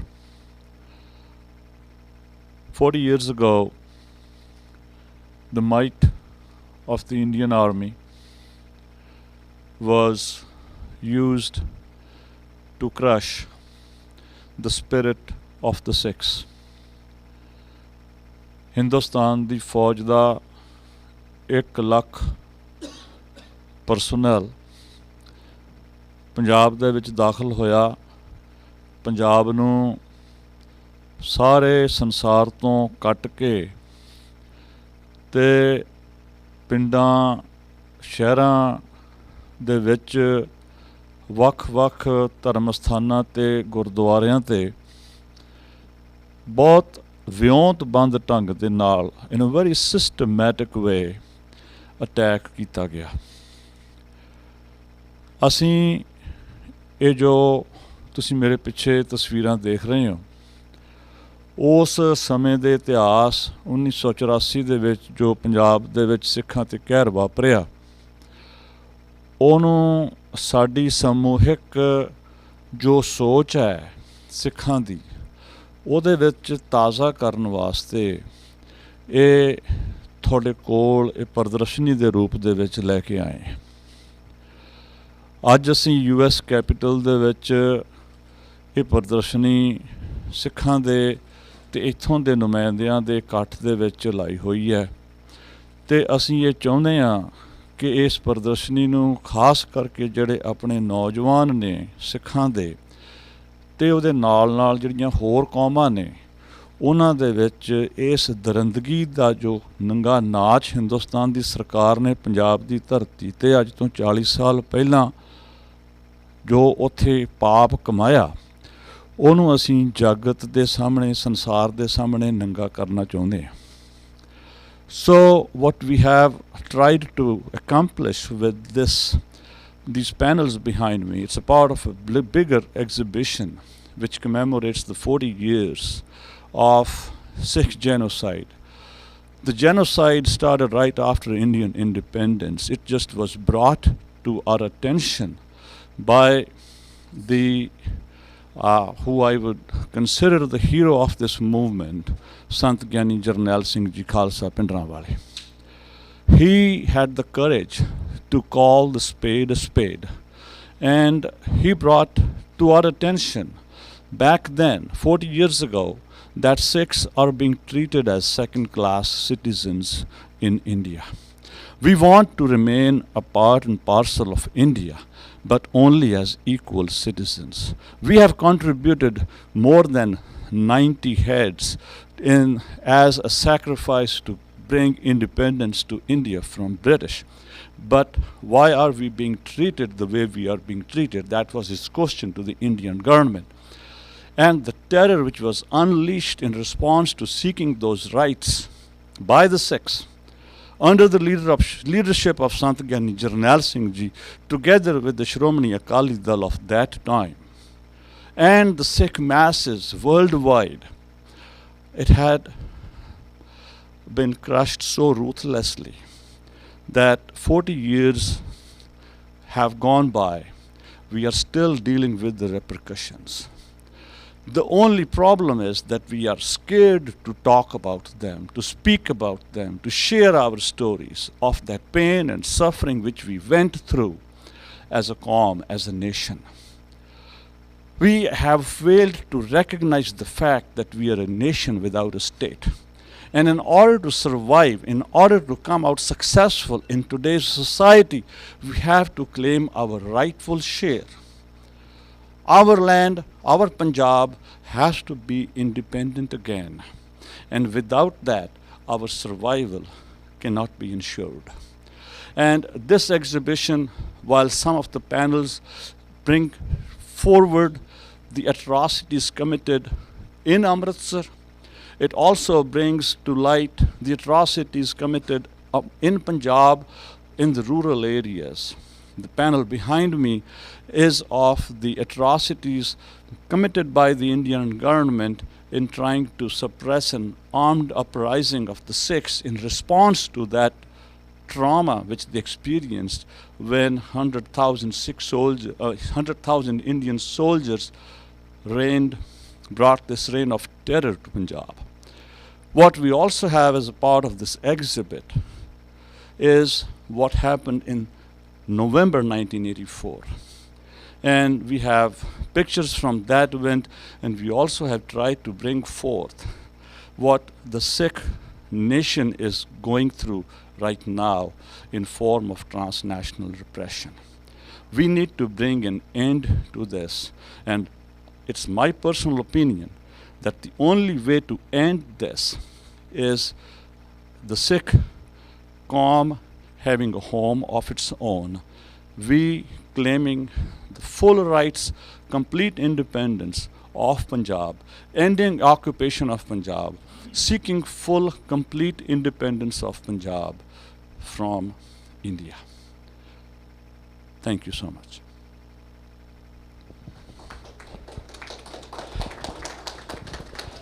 ਕਿਸੇ ਦਾ ਕੋਈ ਸਵਾਲ ਹੋਵੇ ਤੁਸੀਂ ਮੈਨੂੰ ਪੁੱਛ ਸਕਦੇ ਹੋ ਤੇ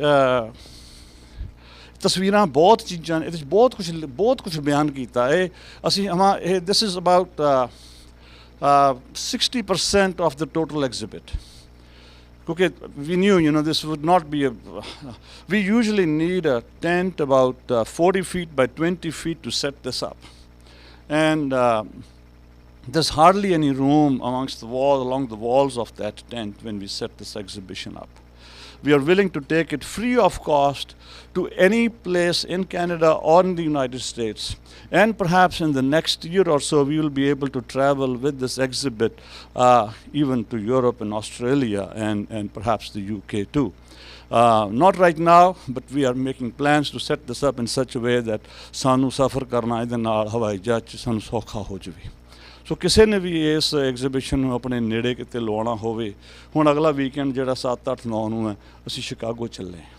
ਸ਼ਿਕਾਗੋ 'ਚ ਐਗਜ਼ੀਬਿਸ਼ਨ ਲੱਗਣੀ ਹੈ ਅਤੇ ਹੋਰ ਵੀ ਕਿਤੇ ਲੱਗਣੀ. ਮੈਨੂੰ ਪਤਾ ਇੱਥੇ ਵੀ ਮੈਨੂੰ ਪਵਨ ਸਿੰਘ ਉਹਨਾਂ ਨੇ ਕਿਹਾ ਸੀ we should try to set this up at the Virginia Gurdwara Sahib in Fairfax, but will certainly come back. ਅਸੀਂ ਆਵਾਂਗੇ ਇੱਥੇ ਦੁਬਾਰਾ. ਆਈ ਥਿੰਕ ਸਾਡੇ ਬੱਚੇ ਨੂੰ ਇਹਦੀ ਸਟੋਰੀ ਦਾ ਜੋ ਸਾਡੇ ਨਾਲ ਇਹ ਕਹਾਣੀ ਵਾਪਰੀ ਹੈ, ਸਿੱਖਾਂ ਦੀ ਨਸਲਕੁਸ਼ੀ ਦੀ ਕਹਾਣੀ ਇਹਦਾ ਟਾਈਟਲ ਹੈ, ਅਤੇ ਇਹ ਸਾਨੂੰ ਪਤਾ ਹੋਣਾ ਚਾਹੀਦਾ. ਪਤਾ ਇਸ ਕਰਕੇ ਨਹੀਂ ਹੋਣਾ ਚਾਹੀਦਾ ਵੀ ਕਿਉਂਕਿ ਕਿਸੇ ਨਾਲ ਵਾਪਰੀ ਸੀ, ਪਤਾ ਇਸ ਕਰਕੇ ਹੋਣਾ ਚਾਹੀਦਾ ਕਿਉਂਕਿ ਇਹ ਸਾਡੀ ਕਹਾਣੀ ਹੈ. ਅਤੇ ਜੇ ਆਪਾਂ ਇਹਦੇ ਨੂੰ ਨਾ ਸਮਝ ਸਕੇ, if we fail to recognize this, it will happen again. It's bound to happen again. And we need to stop it from happening before it occurs again. We're not doing this just for the sake of rhetoric. It's a matter of our survival. So, ਕਿਸੇ ਨੇ ਵੀ ਕੋਈ ਸਵਾਲ ਹੋਵੇ ਮੈਨੂੰ ਪੁੱਛ ਸਕਦੇ ਹੋ ਤੁਸੀਂ, ਅਤੇ ਜੇ ਆਪਾਂ ਅਗਲਾ ਸੈਸ਼ਨ ਸ਼ੁਰੂ ਕਰਨਾ ਆਪਾਂ ਸ਼ੁਰੂ ਕਰ ਲਈਏ ਹੁਣ ਆਪਾਂ. ਵਾਹਿਗੁਰੂ ਜੀ ਕਾ ਖਾਲਸਾ, ਵਾਹਿਗੁਰੂ ਜੀ ਕੀ ਫਤਿਹ.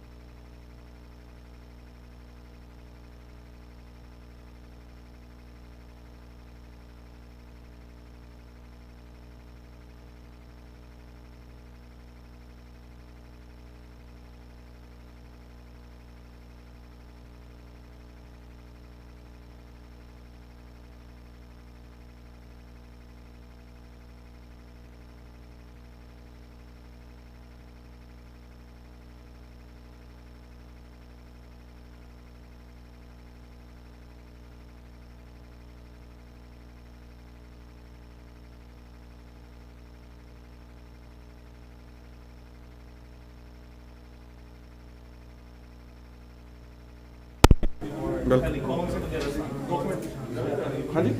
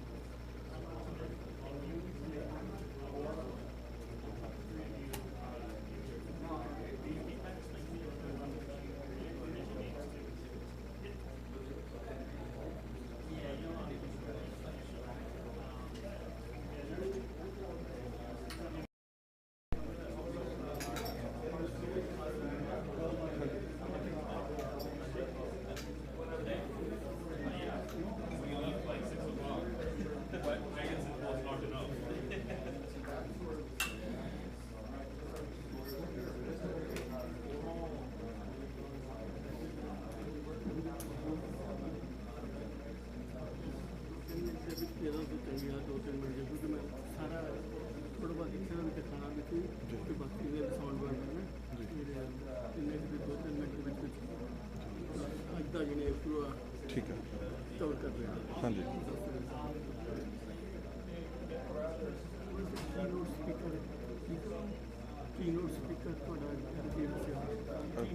ਡਾਕਟਰ ਚੀਮਾ ਹਾਂਜੀ ਓਕੇ ਠੀਕ ਹੈ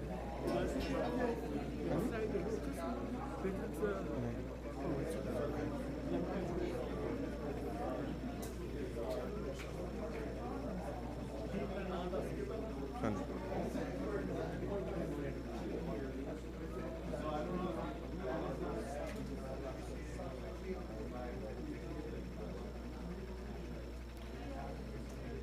ਮੈਂ ਪਵਨ ਸਿੰਘ ਜਥੇਬੰਦੀ ਸਿੱਖ ਅਸੈਂਬਲੀ ਆਫ ਅਮਰੀਕਾ ਦੇ ਨਾਲ ਅੱਜ ਇੱਥੇ ਪਹੁੰਚਿਆ ਹੋਇਆ ਹਾਂ ਵਾਸ਼ਿੰਗਟਨ ਡੀਸੀ ਦੀ ਧਰਤੀ ਤੇ ਰਾਜਧਾਨੀ ਤੇ ਜਿੱਥੇ ਕੈਪੀਟਲ ਬਿਲਡਿੰਗ ਆ ਉਹਨਾਂ ਦੀ ਰੇਬਰਨ ਆਫਿਸ ਬਿਲਡਿੰਗ ਦੇ ਵਿੱਚ ਅੱਜ ਅਸੀਂ ਜੂਨ 1984 ਦੇ ਸਮੁੱਚੇ ਸ਼ਹੀਦਾਂ ਨੂੰ ਤੇ ਉਦੋਂ ਦੇ ਵਿਕਟਮਸ ਨੂੰ ਯਾਦ ਕਰਦੇ ਹੋਏ ਇੱਕ ਪ੍ਰੋਗਰਾਮ ਆਯੋਜਿਤ ਕੀਤਾ ਗਿਆ ਜਿਸ ਦੇ ਵਿੱਚ ਅੱਜ ਇਤਿਹਾਸ ਦੇ ਵਿੱਚ ਪਹਿਲੀ ਵਾਰੀ ਸਾਡੇ ਸਮੁੱਚੇ ਸ਼ਹੀਦਾਂ ਦੀਆਂ ਤੇ ਸਾਡੇ ਵਿਕਟਮਸ ਦੀਆਂ ਜੋ ਤਸਵੀਰਾਂ ਡਾਕਟਰ ਗੁਰਤੇਜ ਸਿੰਘ ਜੀ ਚੀਮਾ ਕੈਲੀਫੋਰਨੀਆ ਤੋਂ ਜੋ ਸਪੈਸ਼ਲੀ ਇਸ ਇਵੈਂਟ ਵਾਸਤੇ ਆਏ ਨੇ ਉਹਨਾਂ ਦੇ ਨਾਲ ਸਾਡੇ ਕੋਲ ਅੱਜ ਸਪੈਸ਼ਲ ਗੈਸਟ ਪੀਟਰ ਫਰੈਡਰਿਕ ਜੋ ਇੱਕ ਸਾਊਥ ਏਸ਼ੀਅਨ ਅਫੇਅਰਸ ਦੇ ਐਕਸਪਰਟ ਨੇ ਉਹਨਾਂ ਦੇ ਨਾਲ ਫਿਓਕਾਨਾ ਜਿਹੜੀ ਇੰਡੀਅਨ ਕ੍ਰਿਸਚੀਅਨ ਚਰਚਿਸ ਦੀ ਇੱਕ ਆਰਗੇਨਾਈਜੇਸ਼ਨ ਹੈ ਨਾਰਥ ਅਮਰੀਕਾ ਦੇ ਵਿੱਚ ਉਹਦੇ ਪ੍ਰਧਾਨ ਫਾਦਰ ਨੀਲ ਕ੍ਰਿਸਟੀ ਹੋਣਾ ਨੇ ਅੱਜ ਇਹ ਗੱਲ 'ਤੇ ਬਹੁਤ ਤਵੱਜੋ ਦਿੱਤੀ ਹੈ ਕਿ 1984 ਦਾ ਜੋ ਘੱਲੂਘਾਰਾ ਹੋਇਆ ਜੋ ਉਸ ਤੋਂ ਬਾਅਦ ਕੋਈ ਸਿੱਖ ਕਮਿਊਨਿਟੀ ਨੂੰ ਜਸਟਿਸ ਨਹੀਂ ਮਿਲਿਆ ਔਰ ਜੋ ਕੰਟੀਨਿਊਸਲੀ ਹੋਰ ਅਤਿਆਚਾਰ ਔਰ ਹੋਰ ਜੈਨੋਸਾਈਡ ਹੋ ਰਹੇ ਨੇ ਉਹ ਚਾਹੇ ਕੁਕੀ ਟਰਾਈਬਸ ਦੇ ਹੋਣ ਮਨੀਪੁਰ ਦੇ ਵਿੱਚ ਚਾਹੇ ਕ੍ਰਿਸਚਨਾਂ ਦੇ ਅਗੇਂਸਟ ਜੋ ਕ੍ਰਾਈਮਸ ਨੇ ਉਹ ਕਮਿਟ ਕੀਤੇ ਜਾ ਰਹੇ ਨੇ ਜਾਂ ਮੁਸਲਮਾਨ ਕਮਿਊਨਿਟੀ ਦੇ ਅਗੇਂਸਟ ਕੋਈ ਵੀ ਰਿਲੀਜੀਅਸ ਮਾਈਨੋਰਿਟੀ ਜਿਹੜੀ ਹੈ ਦਲਿਤਸ ਨੇ ਜੋ ਭਾਰਤੀ ਹਕੂਮਤ ਦੇ ਹੱਥੋਂ ਪੀੜਤ ਨੇ ਉਹਨਾਂ ਦੇ ਅਗੇਂਸਟ ਸਾਨੂੰ ਸਾਰਿਆਂ ਨੂੰ ਰਲ ਕੇ ਇੱਕ ਆਵਾਜ਼ ਉਠਾਉਣੀ ਚਾਹੀਦੀ ਹੈ ਔਰ ਪੀਟਰ ਫਰੈਡਰਿਕ ਹੋਣਾ ਨੇ ਇਹ ਗੱਲ ਕਹਿਣੋਂ ਝਕੇ ਨਹੀਂ ਕਿ ਸਾਨੂੰ ਅਮਰੀਕਨ ਲਾਅ ਮੇਕਰਸ ਨੂੰ ਵੀ ਇਸ ਗੱਲ ਲਈ ਪੁਸ਼ ਕਰਨਾ ਚਾਹੀਦਾ ਕਿ ਜੋ ਹੰਝੂ ਅਸੀਂ ਯਾਦ ਕਰਕੇ ਸ਼ਹੀਦਾਂ ਨੂੰ ਵਹਾਉਂਦੇ ਹਾਂ ਉਹਨਾਂ ਇਕੱਲਿਆਂ ਦੇ ਨਾਲ ਗੱਲ ਨਹੀਂ ਬਣਨੀ ਇਹ ਗੱਲ ਕਹਿਣ ਦੇ ਨਾਲ ਸਾਨੂੰ ਕੁਝ ਨਹੀਂ ਮਿਲਦਾ ਸਕੂਨ ਨਹੀਂ ਮਿਲਦਾ ਕਿ ਵੀ ਆਰ ਸੌਰੀ ਜਦੋਂ ਤੱਕ ਕੋਈ ਇਨਸਾਫ ਦੀ ਗੱਲ ਨਾ ਹੋਵੇ ਔਰ ਇਨਸਾਫ ਇਸੇ ਤਰ੍ਹਾਂ ਮਿਲਦਾ ਆ ਕਿ ਇਸ ਚੀਜ਼ ਨੂੰ ਰੈਕਗਨਾਈਜ਼ ਕੀਤਾ ਜਾਵੇ ਨੈਸ਼ਨਲ ਲੈਵਲ 'ਤੇ US ਕੈਪੀਟਲ 'ਤੇ ਇਸ ਚੀਜ਼ ਦੀ ਅਰਮੀਨੀਅਨ ਜੈਨੋਸਾਈਡ ਦੀ ਤਰ੍ਹਾਂ ਸਿੱਖਾਂ ਦੇ 1984 ਦੇ ਜੈਨੋਸਾਈਡ ਨੂੰ ਵੀ ਨੈਸ਼ਨਲ ਲੈਵਲ 'ਤੇ ਜੋ ਹੈ ਉਹ ਮਾਨਤਾ ਪ੍ਰਾਪਤ ਹੋਣੀ ਚਾਹੀਦੀ ਹੈ ਵਾਹਿਗੁਰੂ ਜੀ ਕਾ ਖਾਲਸਾ ਵਾਹਿਗੁਰੂ ਜੀ ਕੀ ਫਤਿਹ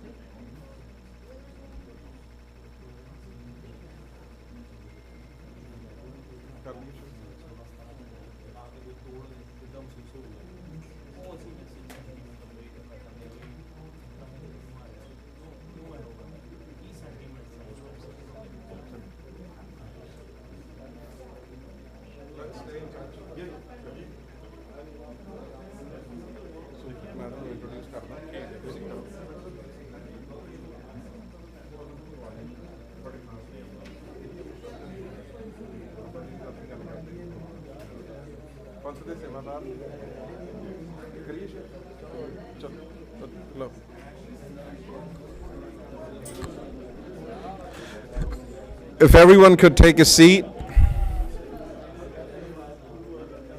We're requesting everyone to take a seat so we could continue with the program.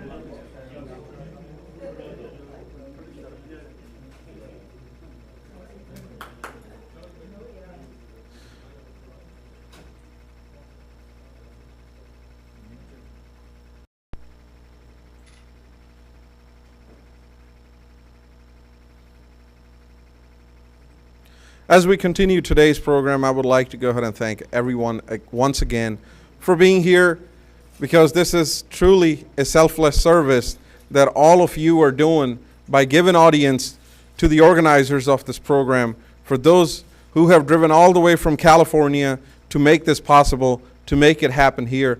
And they are doing this as a service to the community, as service to humanity, because as we have said earlier, these genocides must be recognized.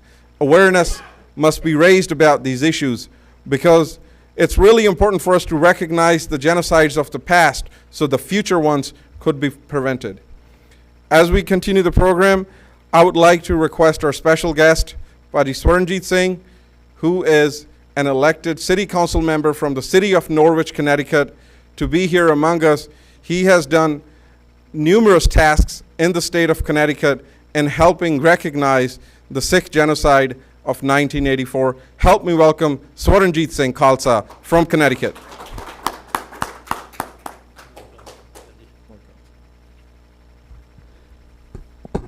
हाँ जी, आओ सारे सब तो पहले फतेह दी सांझ पाइए। वाहेगुरु जी का खालसा, वाहेगुरु जी की फतेह। Is it okay if I continue in English and Punjabi mix? Okay. So, first of all, I just want to thank Sikh Assembly of America for taking this initiative.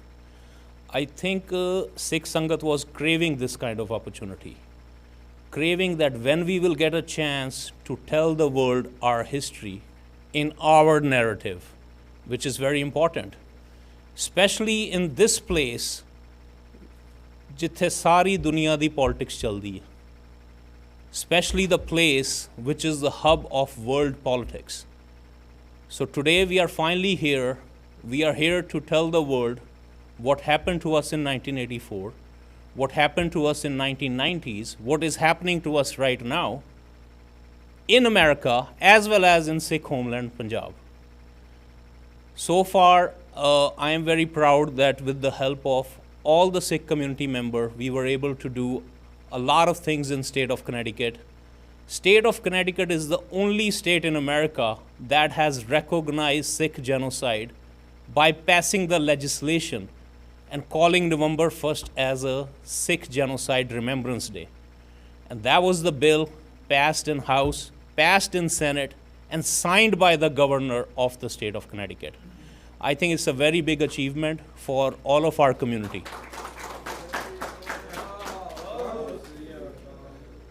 The reason why we need to do this, there are multiple reasons. One of the reasons is we all are here now. ਅਸੀਂ ਸਾਰੇ ਪੰਜਾਬ ਤੋਂ ਇੱਥੇ ਆਏ ਹਾਂ ਕਿਉਂਕਿ ਸਾਡੇ ਨਾਲ ਜੋ ਉੱਥੇ ਹੋਇਆ ਜ਼ਬਰ ਜ਼ੁਲਮ, ਪਰ ਹੁਣ ਅਸੀਂ ਇੱਥੇ ਆ ਤੇ ਗਏ ਹਾਂ, ਅੱਗੋਂ ਜਿਹੜੀ ਸਾਡੀ ਪੀੜ੍ਹੀ ਹੈ ਉਹਨੂੰ ਕਿਵੇਂ ਪਤਾ ਲੱਗੇਗਾ why we are even here. So it is important that we acknowledge our history the way it happened. And we must emphasize on that local legislator also recognize that history. Even though there's no doubt US know what's happening in Punjab, US know what's happening to Sikhs in Canada, what has happened to Sikhs in America, they all know everything. But it is important to get these acknowledgements from time to time so we can emphasize that these things don't happen again. State of Connecticut is the only state also which has recognized month of June as a Sikh Memorial Month. I would like to get opportunity from you to read the official statement of Governor Ned Lamont, who is also our present governor.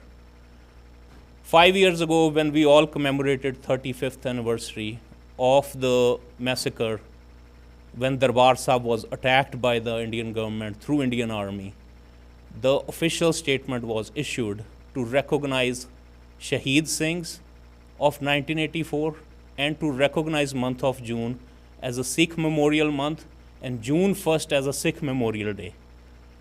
On that day, when we did that commemoration, we not just got official statement of governor, but the local library installed the picture of Sant Jarnail Singh Khalsa Pindranwale, the artwork created by the Smash Art from Punjab, and they put up a plaque recognizing Sikh genocide. That's the same plaque we have here. Also, I want to share, transnational repression is not something new. We are facing it since day one. We are working with the state of Connecticut. When in 2018, state passed the law to recognize Sikh genocide, Indian Consulate of New York went to the governor's office, wanted him not to sign the bill. I see that direct interference of Indian government in our local legislation and in our democracy. So this is transnational repression that we have faced. Then in 2019, when we were commemorating 35th anniversary of attack on Darbar Sahib, again when the library installed the portrait and the plaque with the Sikh flag, Indian Consulate showed up again. They threatened our local library to remove these artifacts. The reason, they said it represents terrorism. And even though library was very much in favor of Sikh community, but the board decided to remove those artifacts. But I'll tell you, we didn't lose. That was our win. Because when the library director was giving me the plaque, his eyes were filled up of water. He was crying too. Not just the Sikh community, we were actually shocked. How can it happen to something like this happened in the free country like America? But this is transnational repression as well. When there is so much influence of foreign government that is happening. But I will actually read you the proclamation because it has a lot of sentiments were conveyed that we all carry in our heart on daily basis. Some of the highlights of the official statement are, they said Sant Jarnail Singh Khalsa Pindranwale was civil rights activist. He was leading a movement, peaceful movement. The other highlight is that 80% of the Sikh population still live in Indian occupied Punjab. And this is the sentiment we all carry. Because Punjab has been used as a colony of India. And there is no doubt about it. So these things got acknowledged.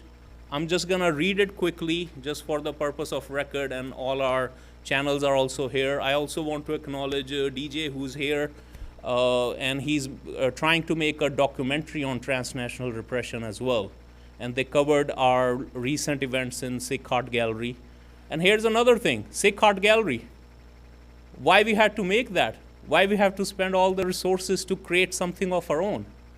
Because of transnational repression. It is a product of transnational repression.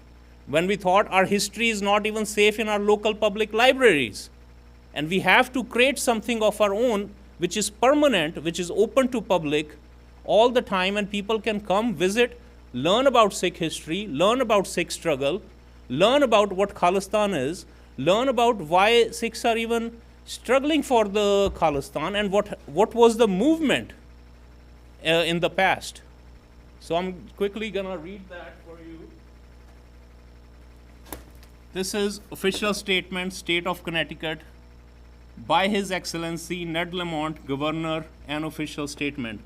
Whereas Sikhism is 5th largest independent ethnic religion founded by Guru Nanak in 1469 in the Punjab region of South Asia.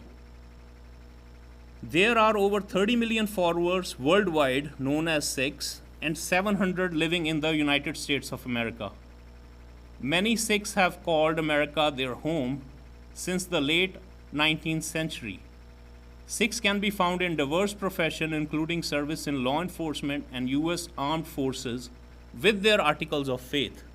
And whereas June 2019 marked the 35th commemoration of invasion of Harmandir Sahib, and in the bracket it says Golden Temple, and 36 other gurdwaras all over India by the Indian Army, which claimed the lives of thousands of Sikh worshippers on one of their holiest day during the year. This year also marks 35th commemoration of November 1984 Sikh genocide. And whereas Sikhs were shot while their hands were tied behind their backs, Sikhs' political authority, Akal Takht, was attacked with tanks, bullets, and shot at the Sikh scriptures, and Sikh reference library was burned and artifacts were looted.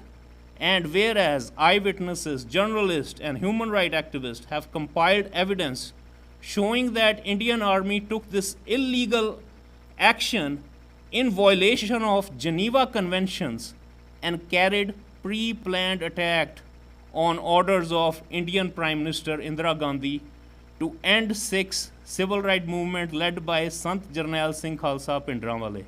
And whereas still 80% of Sikh population live in Indian occupied Punjab and want to exercise their right for self-determination under United Nations guidelines. And whereas individuals and organizations throughout the world, recognizing the need for justice, continue to demand prosecution of those responsible for June 1984 massacre and November 1984 Sikh genocide. Now, therefore, I, Ned Lamont, Governor of the state of Connecticut, do hereby proclaim June 2019 as Sikh Memorial Month in the state of Connecticut, signed by the Governor, Ned Lamont, with the stamp of state of Connecticut. So,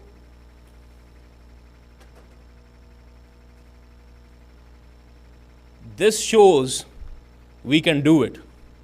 This shows education is a very important tool. This shows if our youngsters come forward and try to educate legislators, we can get these kind of acknowledgements. Now, why these acknowledgements are important again? First is we are remembering our history and our narrative. Our next generation get opportunity to know what happened.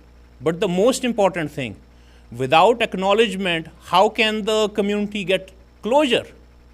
Even after coming to America, we have no closure because United States need to acknowledge the Sikh genocide. We are thankful to United States. They have given us asylum. They have given us life of dignity. But now it's the time that we have spent over 100 years in this country. We want legislators to acknowledge our history. And we want them to go even one step further, make sure this history become part of the curriculum. So every American get opportunity to get educated, who Sikhs are, where they're from, what happened to them, what struggles they have. I think this is the way to move forward. And I again thank all of you for being here, and especially Pawan Paji, Simarjot Paji, who worked hard, our guest who came here with this amazing exhibition. I think it's great.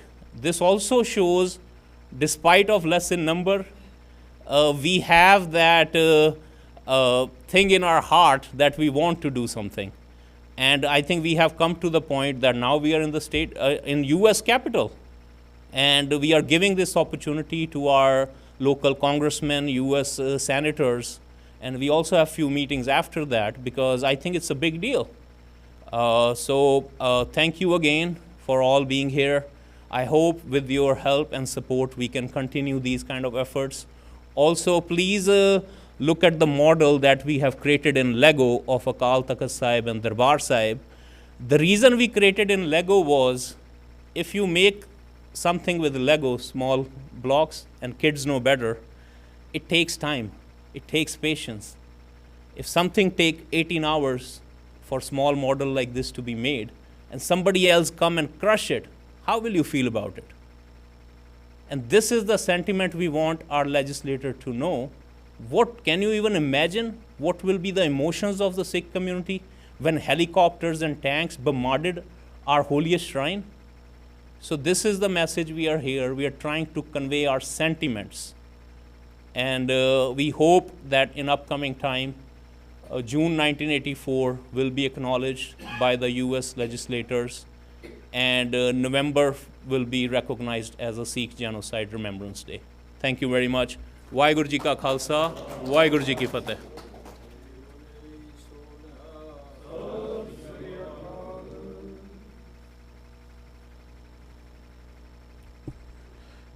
Thank you, Swaranjit Singh, for driving all the way from Connecticut today.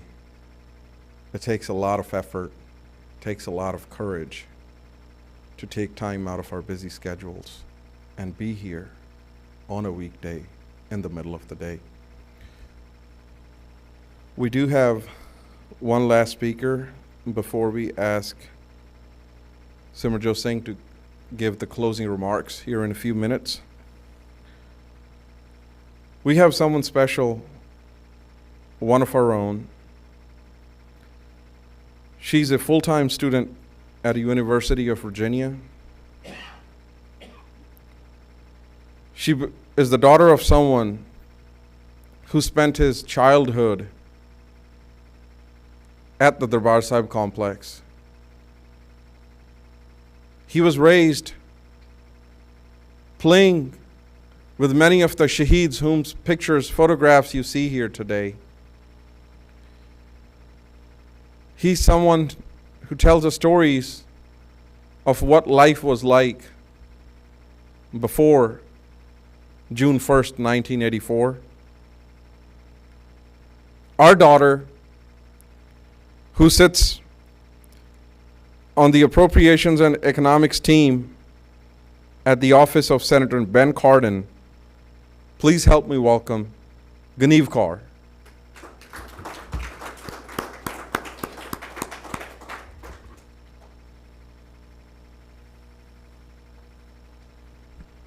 Waheguru Ji Ka Khalsa, Waheguru Ji Ki Fateh. To start, I apologize for the short length of my speech, as there are many restrictions on what I can say today. My name is Ganeev Kaur, a first-generation Sikh American and one of few Sikh Americans privileged to work alongside Congress. Today, as we gather to commemorate the 40th anniversary of the 1984 Sikh genocide in India, we are reminded not only of the pain and suffering endured by the Sikh community, but also of the enduring struggle for justice and human rights worldwide. In the halls of Congress, there is power to enact change that resides. We carry the responsibility to stand up for those whose voices have been silenced and whose rights have been trampled upon. It is within these walls that we must amplify the cries for justice, holding perpetrators of atrocities accountable and championing the cause of the oppressed. But this mandate does not stop at our nation's borders. We must also confront the pressing issues of our time, including the ongoing conflicts in Palestine, Israel, Sudan, Ukraine, and many more. The violence and loss of innocent lives serve as a stark reminder of the urgent need for diplomacy, compassion, and a steadfast commitment to peace. As we navigate the complexities of history and challenges of the present, we must harness the power of our collective voice. It is a voice that reverberates beyond these chambers, resonating with the hopes and aspirations of people around the world. It is a voice that demands accountability, compassion, and respect for human dignity. As someone who recognizes and has seen the powers of Congress firsthand, I am acutely aware of the weight of their responsibility and the power of their actions. But I also recognize the importance of listening and amplifying the voice of citizens, and especially youth, the leaders of tomorrow, youth who refuse to accept the status quo and demand a more just and equitable world. So let us stand together in solidarity, united to our commitment to justice, peace, and human dignity. Let us use the power of Congress to advocate for those who cannot advocate for themselves. And let us never waver in our pursuit for a better world. Thank you.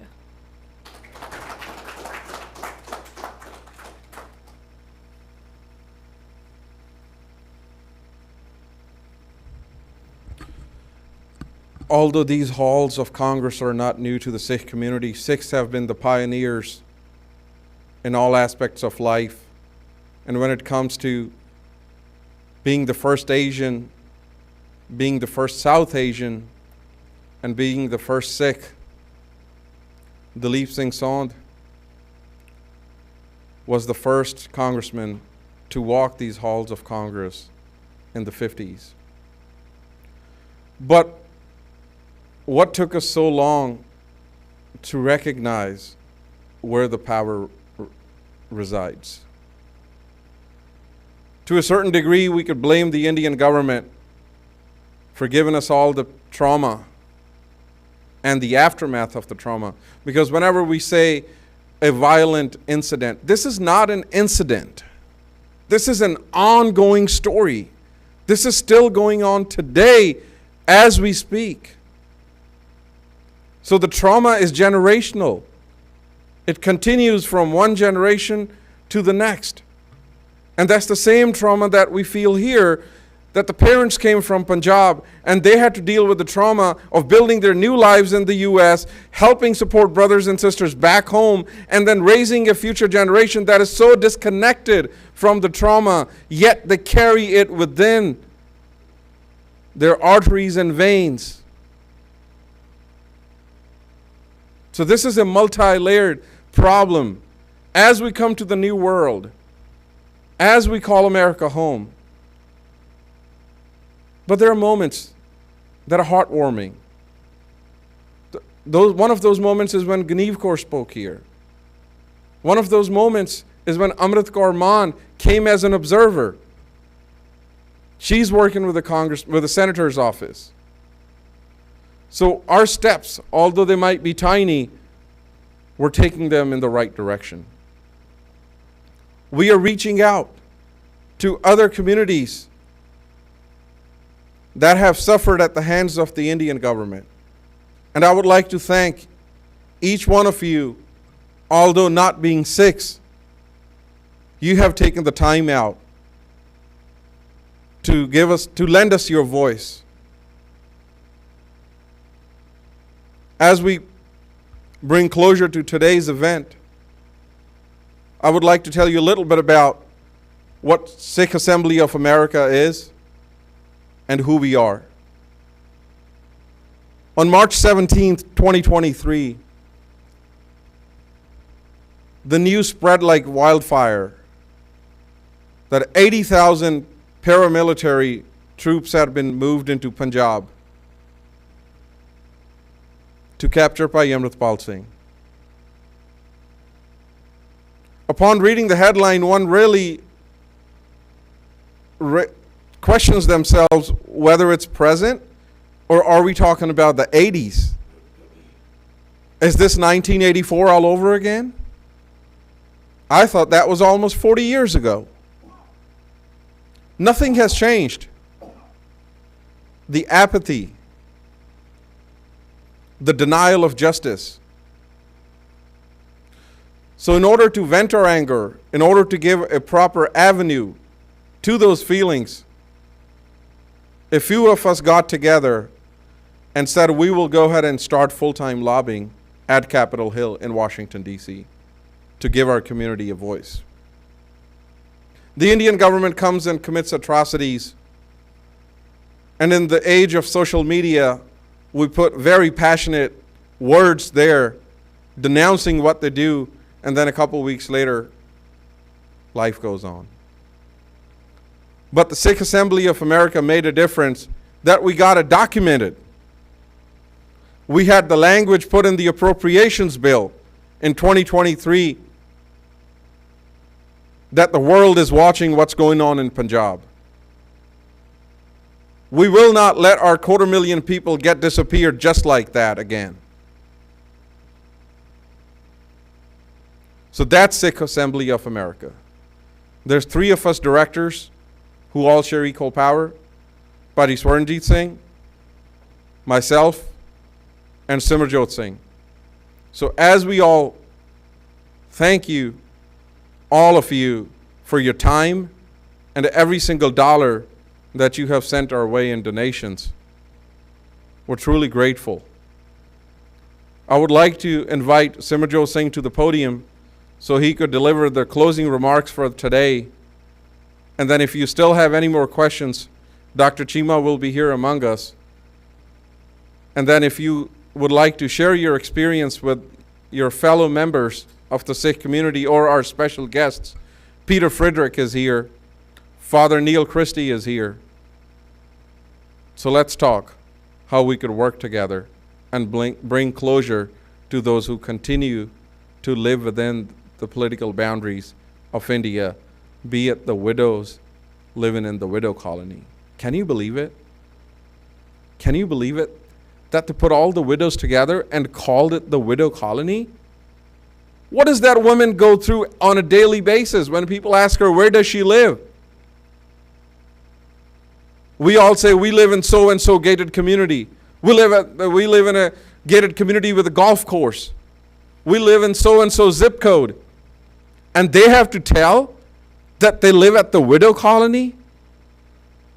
That's a shameful act in itself on behalf of the Indian government for not only torturing and killing their people, their family members in 1984 and the years thereafter, but they continue to torture them. The tormentation. Enough is enough. Let's all work together and let's all get justice to the victims of the 1984 genocide and all the others committed at the hands of the Indian government. Help me welcome Simarjot Singh.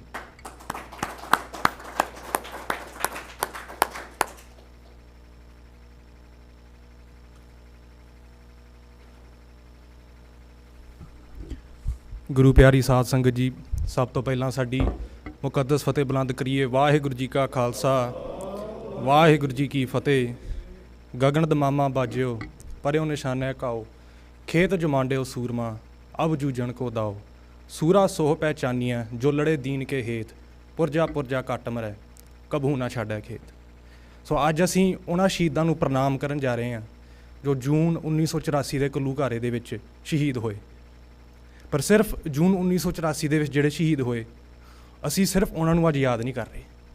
ਪਿਛਲੇ ਲਗਾਤਾਰ 40 ਸਾਲ ਤੋਂ ਇੰਨੀਆਂ ਬੇਇਨਸਾਫੀਆਂ ਹੋ ਰਹੀਆਂ ਸਾਡੇ ਨਾਲ। I want to tell you a little bit about the word insanity. The definition of insanity is repeating the same thing over and over again and expecting different results. It's been 40 years, almost half a century, and we keep asking for justice. Justice delayed is justice denied. 40 ਸਾਲ ਹੋ ਗਏ। Are we insane? We keep asking for justice. In the year 2000, there's the Chitti Singpura massacre, right? This is 15 years after 1984 Sikh genocide. 35 Sikhs are killed in the city of Chitti Singpura in Kashmir. 10 years later, in 2010, we hear about new instances in Punjab with new governments coming into power. Fast forward 2023, me and Pawan Singh were talking about 80,000 troops being mobilized in Punjab. Fast forward another couple months, we have a Sikh preacher, Hardeep Singh Nijjar, gunned down, killed in Surrey. Fast forward another couple months, we have a US citizen targeted, caught red-handed by the FBI, by US authorities, Indian government trying to murder him. So are we insane? We keep asking for justice? No, we're not. So today, I want to thank everybody who is coming out today. I want to thank Dr. Chima and his whole entire team. I want to thank Sikh Assembly, Paji Swaranjit Singh ji, Paji Pawan Singh ji, coming together to realize that no, we are not insane. We are going to make a difference. We are not going to stop. Exhibitions like this, ਇਹ ਅੱਜ ਪਹਿਲੀ exhibition ਹੋਈ ਹੈ। ਅਸੀਂ ਚਾਹੁੰਦੇ ਹਾਂ ਵੀ ਪੂਰੇ America ਦੇ ਵਿੱਚ ਕੱਲੇ ਗੁਰੂ ਘਰ ਦੇ ਵਿੱਚ ਅਗਲੇ ਸਾਲ ਦੇ ਵਿੱਚ ਐਗਜ਼ੀਬਿਸ਼ਨ ਲੱਗੇ। 1984 ਨਵੰਬਰ, ਜਨਵਰੀ ਤੋਂ ਲੈ ਕੇ ਦਸੰਬਰ ਤੱਕ ਜਿੰਨੇ ਹਾਦਸੇ ਹੋਏ ਆ, ਕੱਲਾ ਇੱਕ ਸ਼ਹੀਦ ਨਹੀਂ ਹੋਇਆ। We have a poster right there that says over 5,000 people disappeared. If we take one day to remember one person, a year will not cover that. ਸਾਲ 'ਚ 365 ਦਿਨ ਹੁੰਦੇ ਆ। So if we get started and we do exhibitions like this, we can start raising awareness in our local communities, in our gurdwaras, in our local governments, right? In the congressional level, at the Senate level, hopefully in the future at the White House, State Department, Homeland Security. ਤੇ ਉਮੀਦ ਕਰਦੇ ਹਾਂ ਵੀ ਅੱਗੇ ਜਾ ਕੇ one of the demands Sikh Assembly has is that the Sikh nation has its own foreign policy. So we can talk to the United States government as our own government, as a separate entity, the Sikh nation. And this is the goals of the Sikh Assembly. This is the goals that me, Swaranjit Paji, and Pawan Singh are working towards. But ਇੱਕ ਚੀਜ਼ ਮੈਂ ਕਹਿਣਾ ਚਾਹੁੰਦਾ ਵੀ ਅਸੀਂ ਪਾਗਲ ਨਹੀਂ ਹੈਗੇ। ਇੱਕ ਚੀਜ਼ ਮੈਂ ਕਹਿਣਾ ਚਾਹੁੰਦਾ ਵੀ ਸਾਡਾ ਅੰਤ ਇੱਕੋ ਹੀ ਹੋ ਸਕਦਾ, ਫਤਿਹ ਜਾਂ ਸ਼ਹੀਦੀ। ਇੰਨੀਆਂ ਕੁ ਬੇਨਤੀਆਂ ਪ੍ਰਵਾਨ ਕਰਨੀਆਂ ਜੀ। ਵਾਹਿਗੁਰੂ ਜੀ ਕਾ ਖਾਲਸਾ, ਵਾਹਿਗੁਰੂ ਜੀ ਕੀ ਫਤਿਹ।